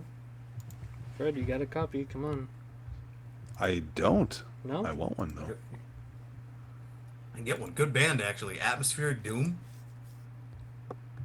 Yeah, Love, Atmospheric Sadness. Doom, boy. I forgot So about this is- one. I remember this is a pretty good one. This is Hey, definitely process. a massive tangent, but That guy got a good name in the band. Which His guy? name is Fergal Flannery? In the middle. Mark? Mark. Middle. Middle. Of the band photo. Oh, Paul? There you go. Good name. Yeah, good, he's in between the bushes there. good name actually. Good name, actually. But this is a bit of a tangent, but because it's atmospheric doom / death metal. Atmospheric Dumb. You guys ever heard the Cranium album Testimonios? Which cranium? There's Uh, only one cranium on this show, boy. spelled with a K. Calm down. Oh, the The brutal one. don't tell me to fucking go. No, not. That's the Cranium with two A's. This is the Peruvian Cranium, Kranium. Okay. So they started off as like, They're like a bunch of hippies. Like the guy in the middle. oh You yeah, need the no, side- they, Oh yeah, he's making that like sneaky face. I like the guy next to him. He looks like a baby, really. Yeah. I thought that was a shrunken head over on the right. It's a shrunken head. But The first album. Testimonials. yeah, the first album. So they went from like pretty straightforward South American death thrash to this, whatever this is. And someone brought it up on Instagram earlier today, and like I had to chime in. This is a fucking great album. If you were listening to their demos, you'd be like, "What the fuck happened. It sounds nothing like it, but I think you guys would love this album. It What, is It's atmospheric doom with like didgeridoo sounds and flutes and things, Testimonios. Hmm. Yeah, it's like and it's got clean think. singing on it too. Yep. It Think. sounds pretty good. And total like the folk elements are like totally South American. So like it's a very unique sound to it. Can't recommend this album enough. It's just amazing. I don't know, with their lyrical themes, human feelings. What other feelings are there? Animal feelings, Yeah. Come on. alien feelings, I haven't heard all single of cell the second organism album, but feelings. we're reaching now, Dan. We're reaching. Sorry. Cut that I'll out. shush it up now. Cut it out. I haven't heard all the second album, but everything I have heard of it, was like 2 or 3 tracks. Sounds amazing too. But I need to dive into that one a bit more. Anyways, that was a bit of a digression. To add to that digression, speaking of atmospheric doom, you know what's a good band name? Mythological Cold Towers. Oh, That's yeah, a yeah. cool band. Yeah, Brazilian or something, right? Yeah, they are Brazilian. The Yeah, they're Brazilian good. playing like epic doom death stuff. I've only heard their first album. I never heard this other shit. Have you guys? Hmm. No, I think I heard another one of their albums. Hang on, let me look at their covers. Feel like it was a blue cover. Maybe not. I gotta listen to No. this shit again. It I feel like it vaguely reminded me of that Mexican band Argentum, but it's been so long since I've heard these guys that I'm not sure if that's an accurate uh, comparison point. My God, though, Argentum was so good. What was that other doom band, Paul, that like had the same name as the German kind of a mellow death shit that you like? Dawn of Dreams? They like shared a name. Dawn Oh, of yeah, Dreams. yeah. Not the German mellow death one, but there's Yeah, the another other one one. from Austria, Symphonic Goth Doom. Yeah. Look at these guys' picture. Look at their album cover. That's well, kind of reminds me a little of like Disharmonic Orchestra, the way it looks. But that just looks cool. That just looks like straight out of the '90s, like that the kind of album you want to listen to. And it's on Yeah. Candlelight, bro. Yeah. And They there's a song started titled called, off like a as sun drop in the rain. they started off as gore grind, huh? Who the Dawn of Dreams? Dawn of Dreams, yeah. It says here it started as a gore death metal gore band. metal stable stench. I like that band name too. Stable stench. It's not too out of control, eh? I wonder if that demo of theirs looks like is probably not that kind of. It's probably still in the vein of the gothic doom stuff. I'd love to hear what that. I'd love to hear death grind that turns into gothic doom metal. Me too. Hey, have That you that Dirty cover on Dogs? that demo makes me think of. You guys ever hear Green Carnation from Norway? I don't know. They kind of went like, I don't know, like gothic, epic, progressive kind of metal with their first album, and the second one was one that really like exploded. I remember that Light of Day, Day of Darkness. But I really wish they would reissue their demo, Hallucinations of Despair. That is just such a good fucking demo. It's like it's for 1991 Norway. You would have expected this to be a bit more black tinge, but it's not. It's like New York style death metal. Like it's Green Carnation. kind of brutal, like I don't know, Suffocation, Immortal Suffering, something like that. But sounds nothing like anything they ever did after. And I wish they would reissue that because it's such a good fucking demo.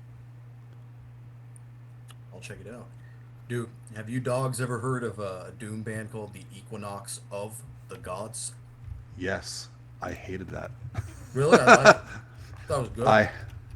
I bought it. Images of Forgotten Memories, is that the one? I forget which one I had. It was one with Necrolord artwork.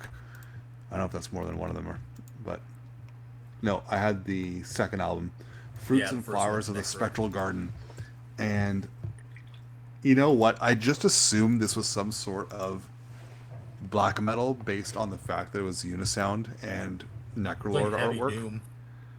Yeah, no, and I kind of wish I'd kept it because I feel like I'd have a very different view of it, but I haven't revisited it. But back when I did get it, I hated it. It's not what I wanted to hear, and I wound up trading it or selling it.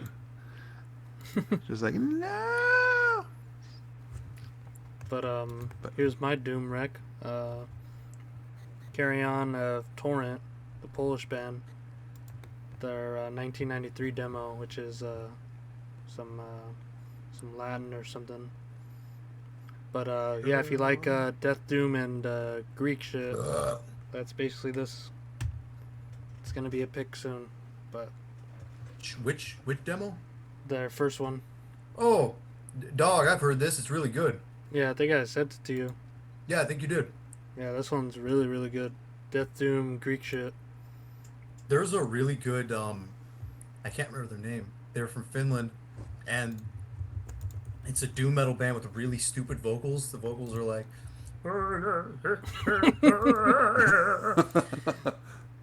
It's called, like, Natin's Nadriol or something like that. And the album cover, it's a classic. I'm sure you guys have seen it before. The view of the album cover is like an upward view of the forest floor with like some trees kind of in a circle. It's like bluish. I can't think of the name of it. I don't know, but the name that you said isn't that the Oliver album? Natin's Madrigal? It's something very similar to the Oliver album. The name is something similar. I'm intrigued. It's like Natin.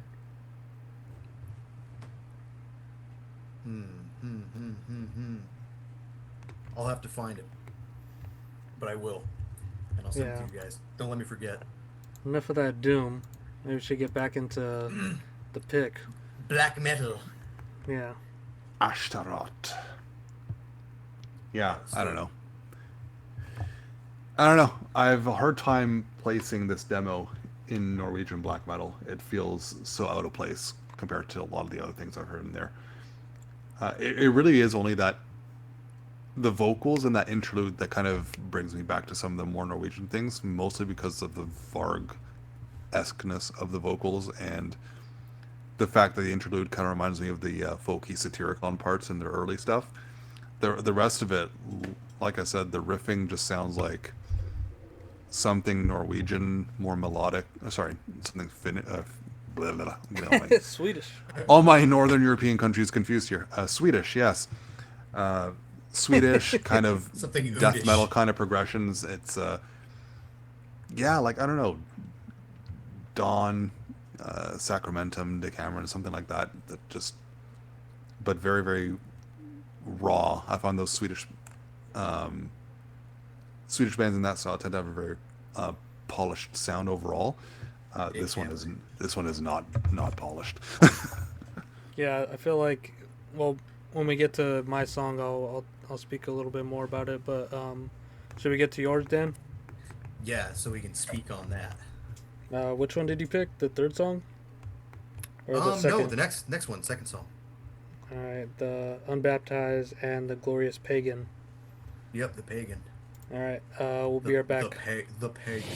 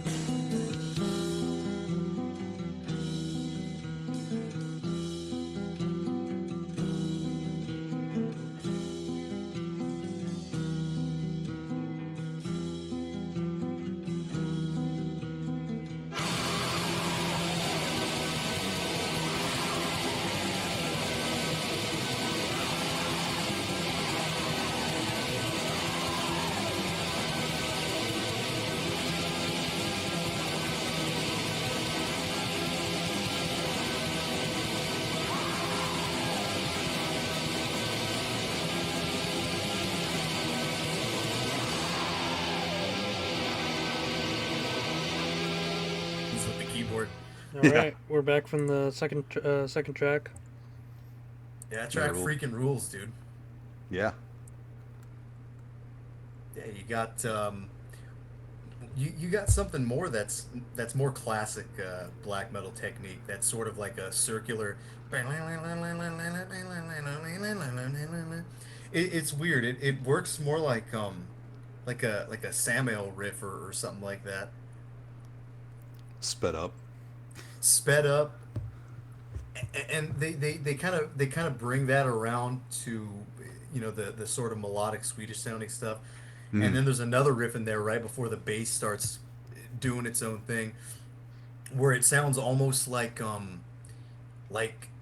don't want to say blasphemy, but something that like is maybe like a precursor to blasphemy. I'm not exactly sure what you would say. Maybe like a Master's Hammer type riff, like a really deep. Oh no.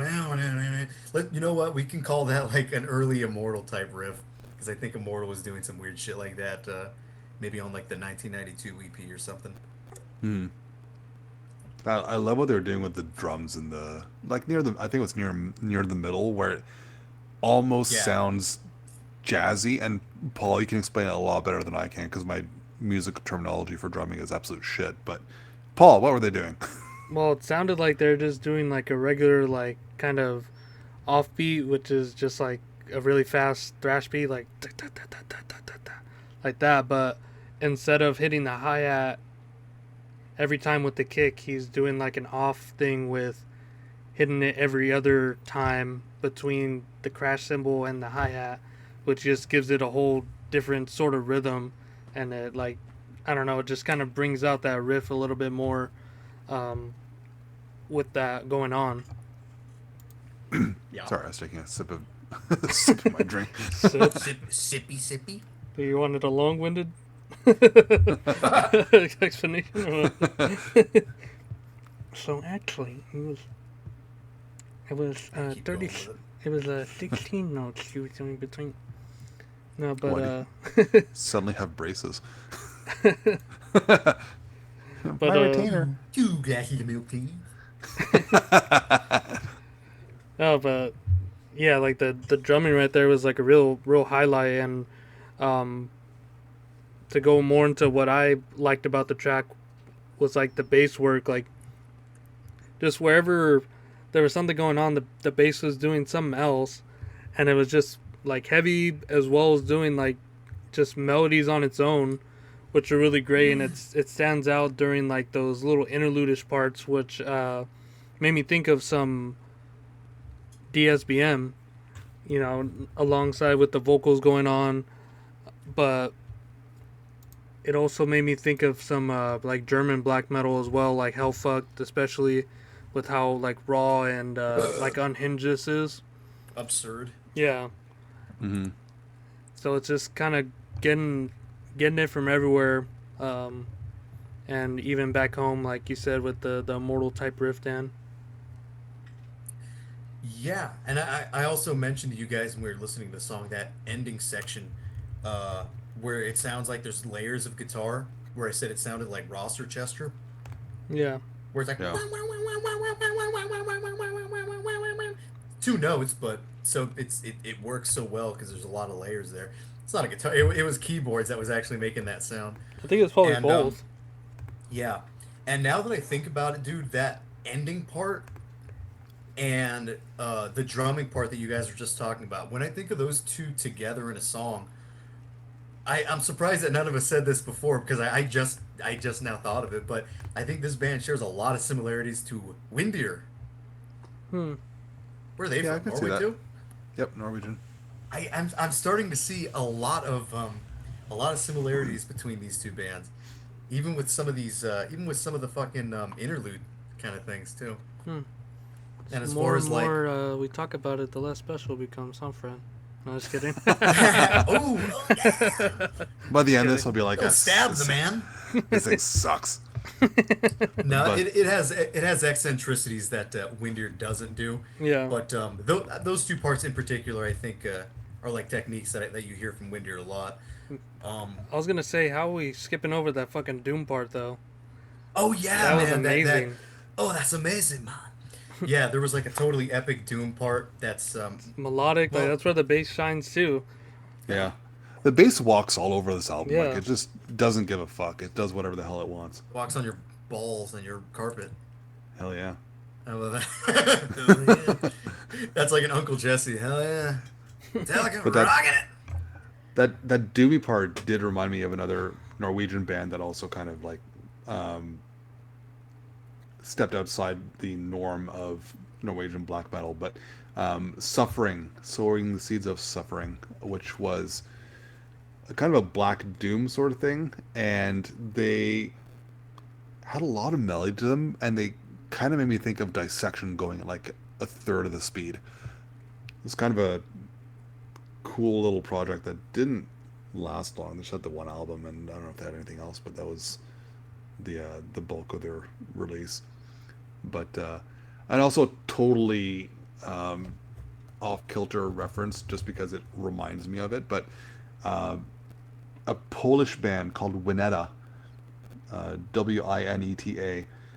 All they had released back in '96 was a split cassette, and they reissued that later on with a couple of rehearsal tracks that were instrumental, if I remember correctly. But the synth reminds me of that, and that's a really raw and obscure recording. And it, if you guys like this, you might like Wineta, but it's even rawer and more obscure than Yeah, if you don't like this. this, then whatever. Yeah, if you don't like this, I don't know why you're listening to 2 hours into this episode, but Red, do you think this band shares any like sort of sonic similarity to that Swedish Mork Grinding? If you remember that? yeah, and that's actually a band I'm not super familiar with. I don't own any of this stuff. I've never really done much of a deep dive in them either. It's the I've first album. It's the only one I know. They've kind of been on my list to check out for ages, and I've just never kind of gotten around to it. So to answer your question, maybe, I don't know. I'm thinking maybe two. I Possibly, noticed maybe. too. Well, I suppose I'll get into this other stuff a little bit later in the track. Whoops, did we go out? No, we're good. I think I went out for a second Oh. there. Okay, and I guess to kind of backtrack for just a second, their Mortify project. What's up? I can't tell if Paul fucking muted or we're all dead. I'm still here. It dropped out for a couple of seconds for me, but Oh, you're okay. back now. Yeah, I was gonna say the Mortify project. How they call that? Well, it says raw black / brutal dearth, which I think they mean brutal death. Yeah. And the way that's played is something I was checking out today. Kind of like had a bit of a similarity to Belphegor's first album, that Last Supper, in the fact that like the music is totally kind of unhinged black metal, but they have like a brutal death metal vocalist going over it. You know, when they do that, it almost sounds like some sort of Danish type project, Mm, like a Dominus side project or something. yeah.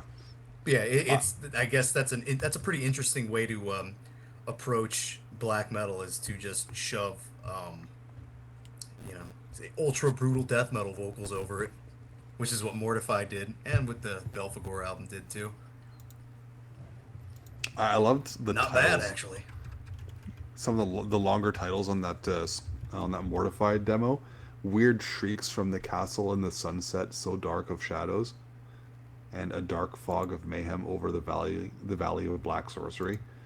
Like, just cool titles. I don't know. Those titles are really cool. You ever I don't know why it makes me think of this, but you ever hear that the first Eternus EP, Dark Sorcery? Eternus, is that the one with the A-E? Yeah, Eternus, I guess. Not super familiar with that band, so no. But which is It's the one? Dark Sorcery. Dark Sorcery. think I've heard it once, but again, need to do a refresher. It's I really love this EP. It has like a really sleepy kind of sound to it, especially that first track, Black Dust, which is a slower track, and the vocals are really deep for black metal, so it kind of has a different kind of vibe to it. But this is a really like sleepy, dreamy kind of EP. Like it's the production on it is like still raw but soft, and those deep vocals just they work, even though like I can't think of many other Norwegian black metal bands that use deep vocals like that. Um, You know what? I think I have heard this. I definitely have heard this before because I do remember the deep vocals and I do remember this yeah, cover. Yeah, yeah. I'll have to check that out again. Oh yeah, no, it's fantastic. It's so good. Um, and I was sort of just talking about like with that vocal style, it sort of reminds me of like Dutch death metal. If anyone Mm. wants a nice little slab of disgusting Dutch death grind, check out the band Domination. They have a demo called Extinction of Holiness. Except I think they spell it wrong. Holiness? Extinction of Holiness. Domination from Denmark, I believe. Holiness. Check that shit out, y'all. Linus. Yeah, this one's new to me. Oh, when it comes to Danish death metal, like that first Infernal Torment album is so good. Man's True Nature. Oh yeah, that was terrific, and it has great art. I think we've talked about that one before. Yeah, Terrific art. that artwork is unique. Yeah, you know who this is too? Domination. It says Black Thrash, but it sounds more Death Grind to me. Um, the main guy in this band is from Dequisitor, Bloodfest, Oh, cool. and also Wolfslayer. So you're getting some of that. That cool. I didn't know that. Yeah, now we all know. Yeah, and now because we can all the get jiggly with it. because Wolf Slayer. Is dank. Oh no shit. So apparently, I didn't know this, but Wolf Slayer I knew was originally called Legion, but apparently Legion was originally Domination. There you have it. Oh, this is that. This is the like precursor form here, the de-evolutionized form. The pre Wolf Slayer. I thought you guys were saying Wolf's Lair. Yeah, it's Wolfslayer. Wolf Slayer. Oh, okay. Yeah, the Odin album. Yeah, that one's really Yeah. good. Yeah, so check out all these three You guys are bands, their saying- evolutions. Wolf Slayer. No, Wolf's Slayer. Layer. Yeah. Yeah. Slayer. That fat guy. I don't know if I've ever heard Legion. I have, because I found the double LP, you know, when that's like smeared in blood everywhere. It's awesome. This, Awesome. awesome, so cool. The second LP has the Legion demo on it from I think it's like '94 or something. So, but I didn't know that they went further back than that and used to be called Domination. So that's cool, something to check out, because the a lot of the project that guy's been involved in are awesome. Like the Inquisitor is really good. Bloodfest was really good as well. Like that band does not get enough recognition. No, I think this circle of bands doesn't get enough recognition. Mm-hmm. Well, let's recognize them. We're recognizing them. We're recognizing. now. We're recognizing. We're doing it right now. I started with Domination and I didn't even realize who it was. Hardy har har. I need to get more. What? Bloodfest released an album this year? I know they're not together anymore, but Dude, I've never really listened to Bloodfest. What's the Bloodfest album to check out? my personal favorite is their 2007 one. Ikong not. Navin. I'm not going to try pronouncing it, but yes, that one. I've butchered enough titles tonight that I'm not going to try pronouncing this one. Ikong Navin. Oh, Bort. There you go. Hey. What? Nothing.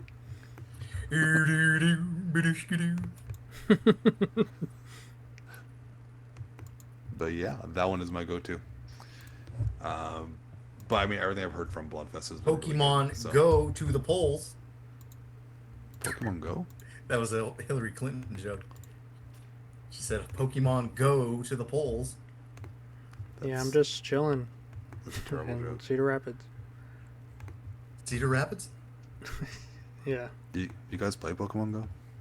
No, I never played Hell Pokemon no. Go. Oh. I played Frogger. It's too hard. And then I was watching that fucking Yeah, it's a- Nitro Rad dude it's a talking toughie. about Frogger, and apparently that game is like practically impossible. George The George had it. George Costanza.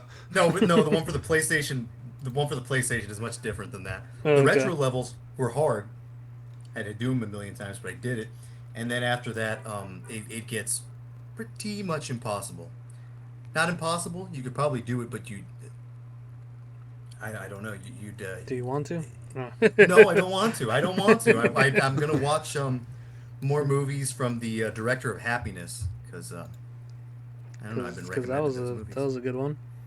Did you see it? No, I just know what it's about. What's it about? Isn't it like some dude that's into CP shit, Kind of. right? Okay. At the end of the at the end of the movie, this kid like comes off the side of a balcony, and then there's like some on the railing, and the dog licks it up, and then the dog goes to lick his mom's face, and then the boy like comes into the room with the family, and he's like, "I came," and then it ends. It's Philip Seymour Hoffman. It's one of these movies. He's like a strange wacko that's like in his room calling women and like hanging up the phone and like jerking off and stuff. He, oh, dude, you know who the chick is in that movie? It's Niles from Frasier. It's Niles' fucking wife, not the one that like sues him or something. That skinny one.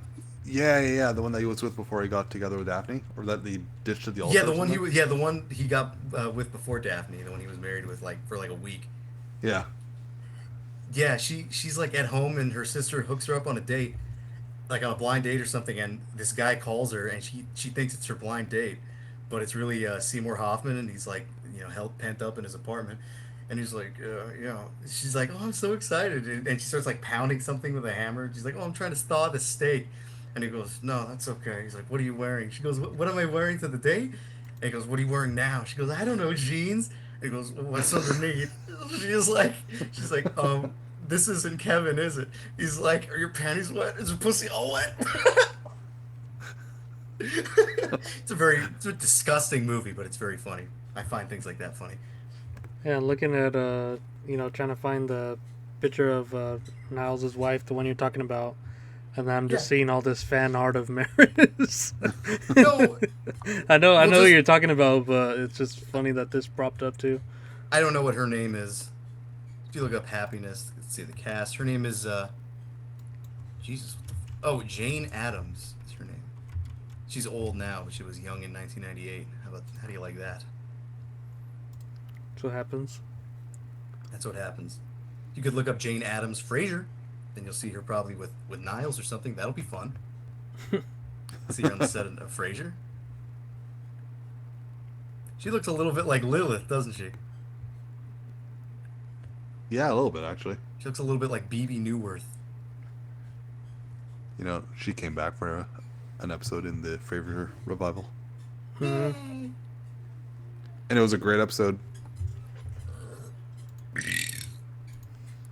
Yeah, but So- go ahead. Somebody on the Bloodfest comment says this is like a soundtrack to a revenge stabbing. Okay. But makes me want to hear it. I'm just worried that They're sounds like violent, man. This circle of bands is just That guy's violence speaking personified. that guy's speaking from experience, man. That's weird. It's weird shit. No one just says that. Okay, so we went from Windir to what was the name of that Norwegian doom band Fred? Suffering. Suffering. And then we went to That's what Damnation and the- ended up at Bloodfest. Then we went to Happiness. That's what the audience is doing, suffering. They're suffering. Suffering through this. Oh, fuck them. Well, you know what? I'll throw them another Norwegian black doom band to check out. Abysmal. Except for Shannon. He gets a pass. Yep, Shannon's on board. Oh, they with ordered everything. Shannon Thompson. That's, okay. Townsend. It's like the town. Remember that YouTube show Townsend's where that guy shows you what they ate in the 1800s? He's got a little beanie on. No, I don't. It's a good YouTube channel, actually. He lives like it's the 1800s. He uses old cookbooks and things. Good YouTube channel, actually. Hell yeah. New section. A Jub favorite. Should we go into my track? No. Yeah, all right. If we really have to, then sure, let's do it. All It's right. like It's a long one too, so it's hold self-titled on to your of skivvies. the demo, an epic told to infinity. Here we go. Step in the air about that, but we'll be right back.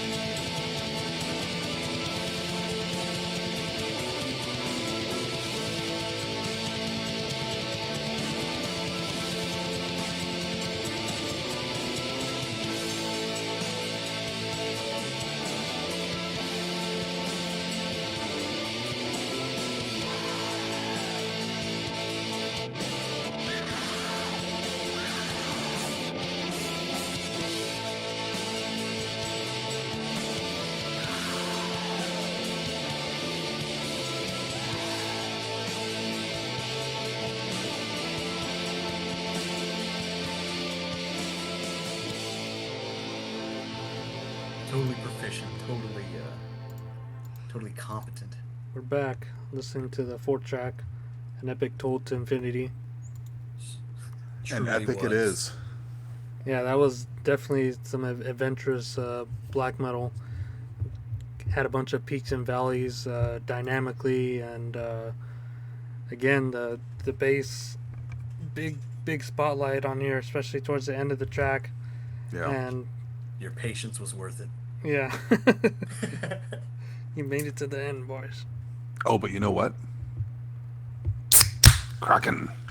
Ooh, golly. Sheesh.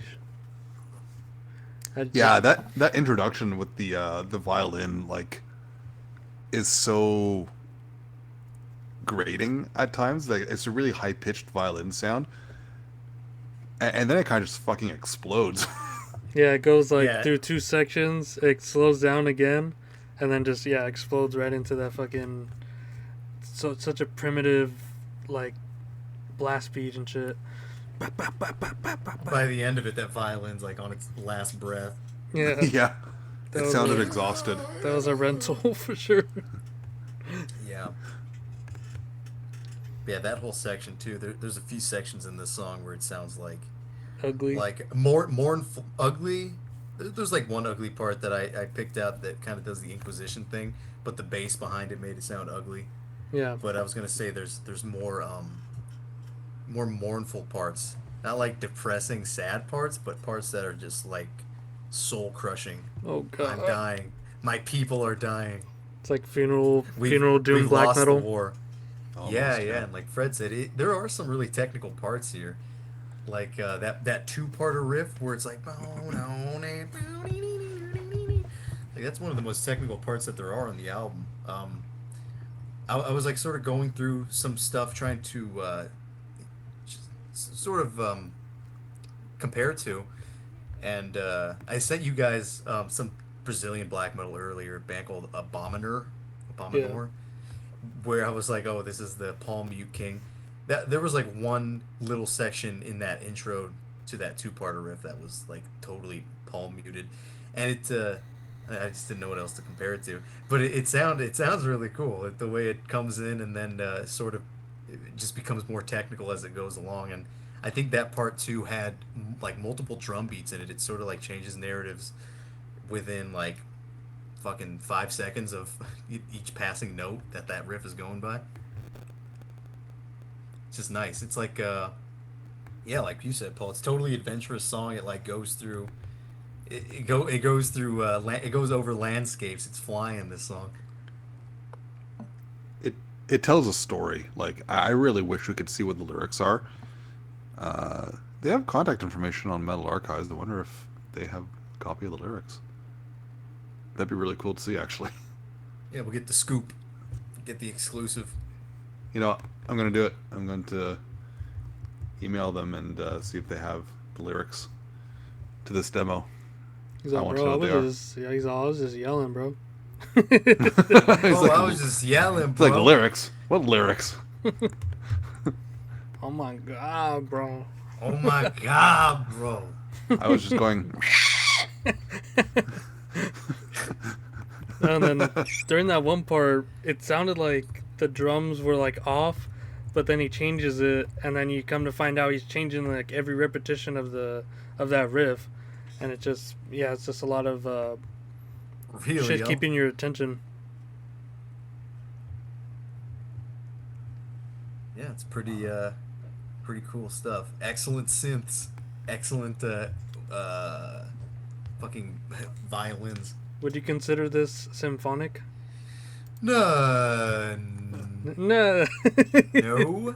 It's I would say no. It has they use a lot of has it, a and symphony. it does add a lot to it. But Maybe I it is. think I it's- don't know. I think I I have don't- something in my. I think of Limphonic Art or Parnassus when I Yeah, think the of super symphonic over the black top think- shit. Yeah, yeah, I so think too I think over it's the top. too. I think it's too riff oriented to be really symphonic black metal, and it's not constant enough. It's not overpowering enough. I think. Yeah, I think it uses it in the same way like the Infidel split used the like the keyboards and shit in there, but they even have a violin in this one, so it makes it lean more into that categorically, but I guess not so much with bands that are no doubt symphonic. I guess it's kind of like Summoning Nest too. And I forgot to mention that too. There was like I think it was a previous song where they had that like bouncing part. Doom ding doom ding. It almost sounded like the Burzum. Doom doom ding down down. yeah. And I think Summoning does something similar to that too on their first album. I think it's called like Where Winters Forever Cry. There's like some pretty similar shit like that. If anybody hasn't heard that song, that's probably like one of the best, or at least one of the most interesting Summoning songs. I was gonna say, Fred. Hmm. I thought you didn't like melodic shit. This is like peak. Fred's into melodic shit. I like melodic shit. I just don't like when it's Fred's watered probably- down. Yeah, Fred's into This like is mostly not watered melodic down. shit. Like, I don't like. When I say I don't like melodic stuff, I mean, I think I guess that's more death metal, right? yeah, but like bouncy, watered down shit like Amon Amarth and Yeah. like In Flames. Even like Like poppy. I've even come to like poppy melody. yeah, I even come to appreciate like really early In Flames. Like I'm not big on the albums, but the demo, which I know has album songs on it, has a production that makes it feel more heavy. Whereas on the album, I find it sounds a bit too poppy, I guess. But yeah, I know when I say I don't like melodic stuff, it's the Amon Amarth kind of like epitomizes what I mean about one. It's such a disappointing band. Like looking at the members themselves and the lyrical themes and the album covers, you expect just some really crushing stuff. And then every time I convince myself to try listening to them again, I'm just like, what the fuck is this? It's like it's like Viking metal done by Jar Jar Binks. What the hell? You don't even like the first album? I think that one's pretty death metal. Yeah, like In the what's it called? underground sense One of the cent, word. 1 cent from the Golden Hall or something like that. Yeah, like that one. Yeah, that one's not bad. But I think it kind of just went downhill from there. I don't know. I know I it's still so have a soft spot for him. I know it's so stereotypical to say like the early stuff is what I like best. There are bands out there whose like fourth and fifth albums are my favorite. Like Leave Me Alone, but Amon Amarth are not one of them. Like, leave me alone. Leave me Please, I just want to eat grubs. You know, I was thinking about this, like bands whose not necessarily like last albums are my favorites, but just like bands that are like well into their discography. And I was talking to Hope about Lugabrum from Belgium a while ago, and my favorite album of theirs is their third, and then their how many is that? 1, 2, 3, 4, 5, sixth. With the horse's album. ass on it. Yes. Horse's Yes. ass. Horse's ass. What's the name of that Pull it. album with the horse's ass? The The totem. De Totem. The Totem? Where the fuck And is then it?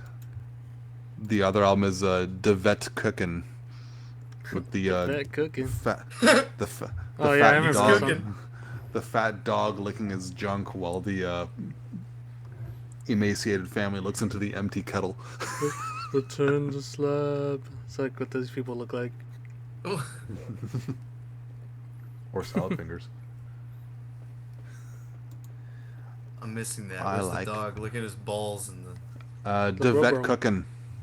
Okay, get The cooking, 2004 let's album. see. Oh, there it is, the cooking. Yeah, dog licking, and then yeah, you got salad fingers and the Pharaoh's curse. That's But- true. But you got the onion or the radish on the shelf. I mean, what's wrong with that? Yeah, they could be eating right now, but they're just I ain't never regular heard nothing. this crud. Is that one good? The vet cooking? It's weird. De Vet It's Cookin' and De Totem are my favorites. I've only checked out the cooking one. I think De Totem Let's get kind cracking of on level 2. just De Totem kind of like epitomizes the logo room. Wait, sound do for they me. have a fucking carrot in their logo? They do later on. Originally, they didn't. It was just like, 'Cause I'm looking at their latest album and it has like the carrot reef, and then oh yeah. then they have the fucking carrot in the logo. Well, go check out the They're a the comedy vinyl, band. the vinyl reissue of the Totem. It's literally like a carrot with nails through it. That's the entire cover. It's like there's Like- there's naughty bands associated with this band. This looks cool though. Oh yeah, there you go. Ed Yeah, that- Jugnier. That You ever looks see like some abstract art. El Junior, Which I have one? that demo. The one with like the soldiers on it. Yeah. Oh, it looks cool. Yeah, it's Is not that bad. cool? It's been a long time since I played it, but I remember liking Damn. it quite a bit. Do they have this on YouTube? I want to hear this. They don't have it on YouTube. Really? Yeah. This looks really cool. I wanna Fred hear might it. have to rip it. They have fucking Astaroth on YouTube, but not this. Fred, do you know who Donar's Krieg is?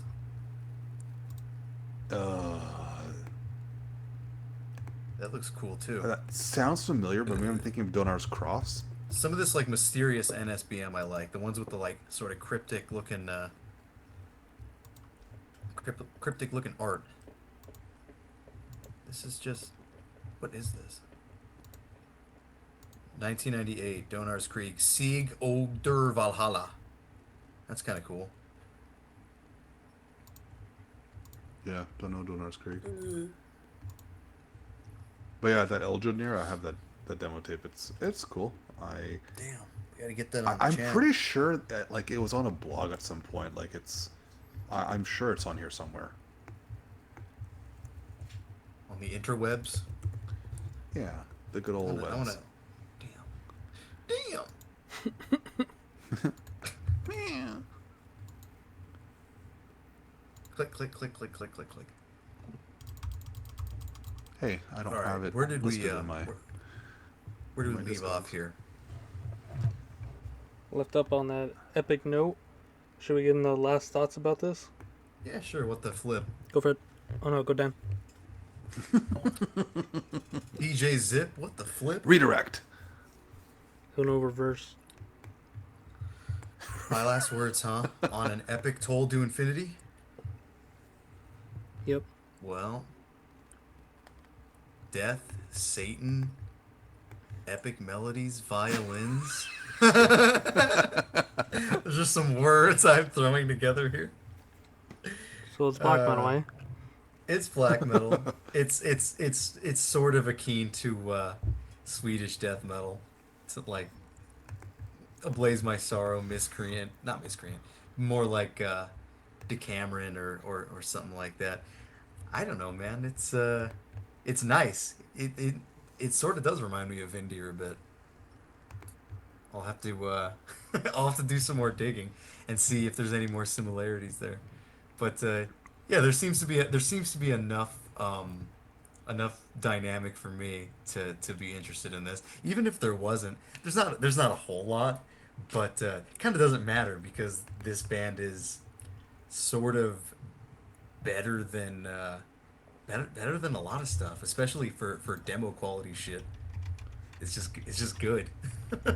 Those are my last words for now. Maybe I'll think of some more in a couple minutes, but for now, my last words are basically this is quite good and good job, Freddie. It's interesting, and Mortify is interesting too. I like the two demos that these guitar players came up with. Mm-hmm. All right, Pogo. let's hear from the next patron. I fucking love this band. They are the best band ever. Period. Yeah, come in your ear, That's- pussies. That's it for us, guys. Have a good night. No, this release took me by surprise. Norway again. Doesn't sound too much like you didn't that. write that down, did you? No, It almost sounded like you were reading. no. Took me by surprise. Yeah, it took me by surprise. You know, it is obviously, second wave, but it seems to be taken from, like, more than just Norway. You know, it's going from Germany to Sweden. Sweden to Finland. Yeah, all with like the sort of hyper melodic like tinge black metal, but also just making it much more broader with like the violin and synths that they have in here. And it seems like every song dynamically has its peaks and valleys where it's going on sort of like an adventure, more more appropriately on the fourth song. You know, that one was definitely the epic of the demo.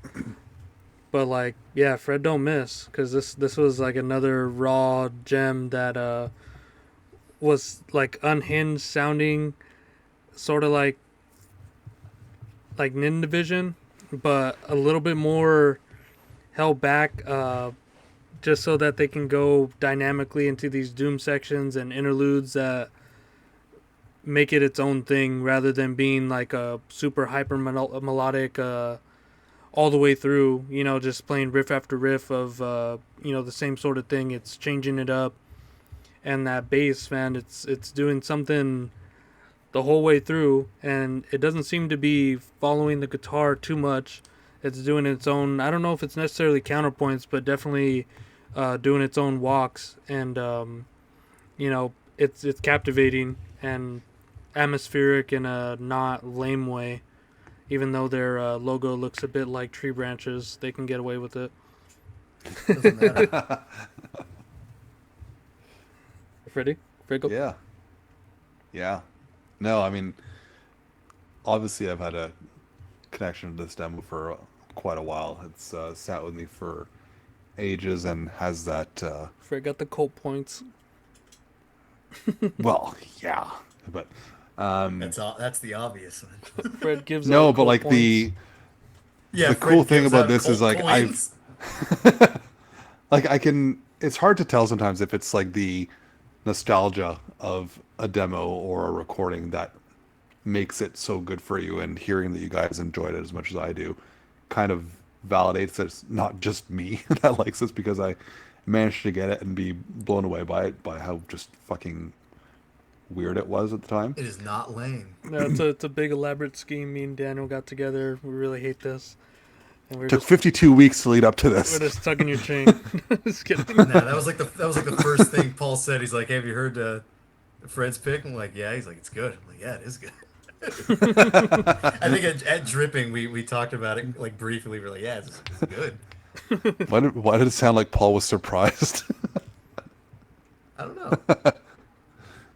No, not surprised. Just I don't know, because you have a Maybe this wide pick is variety.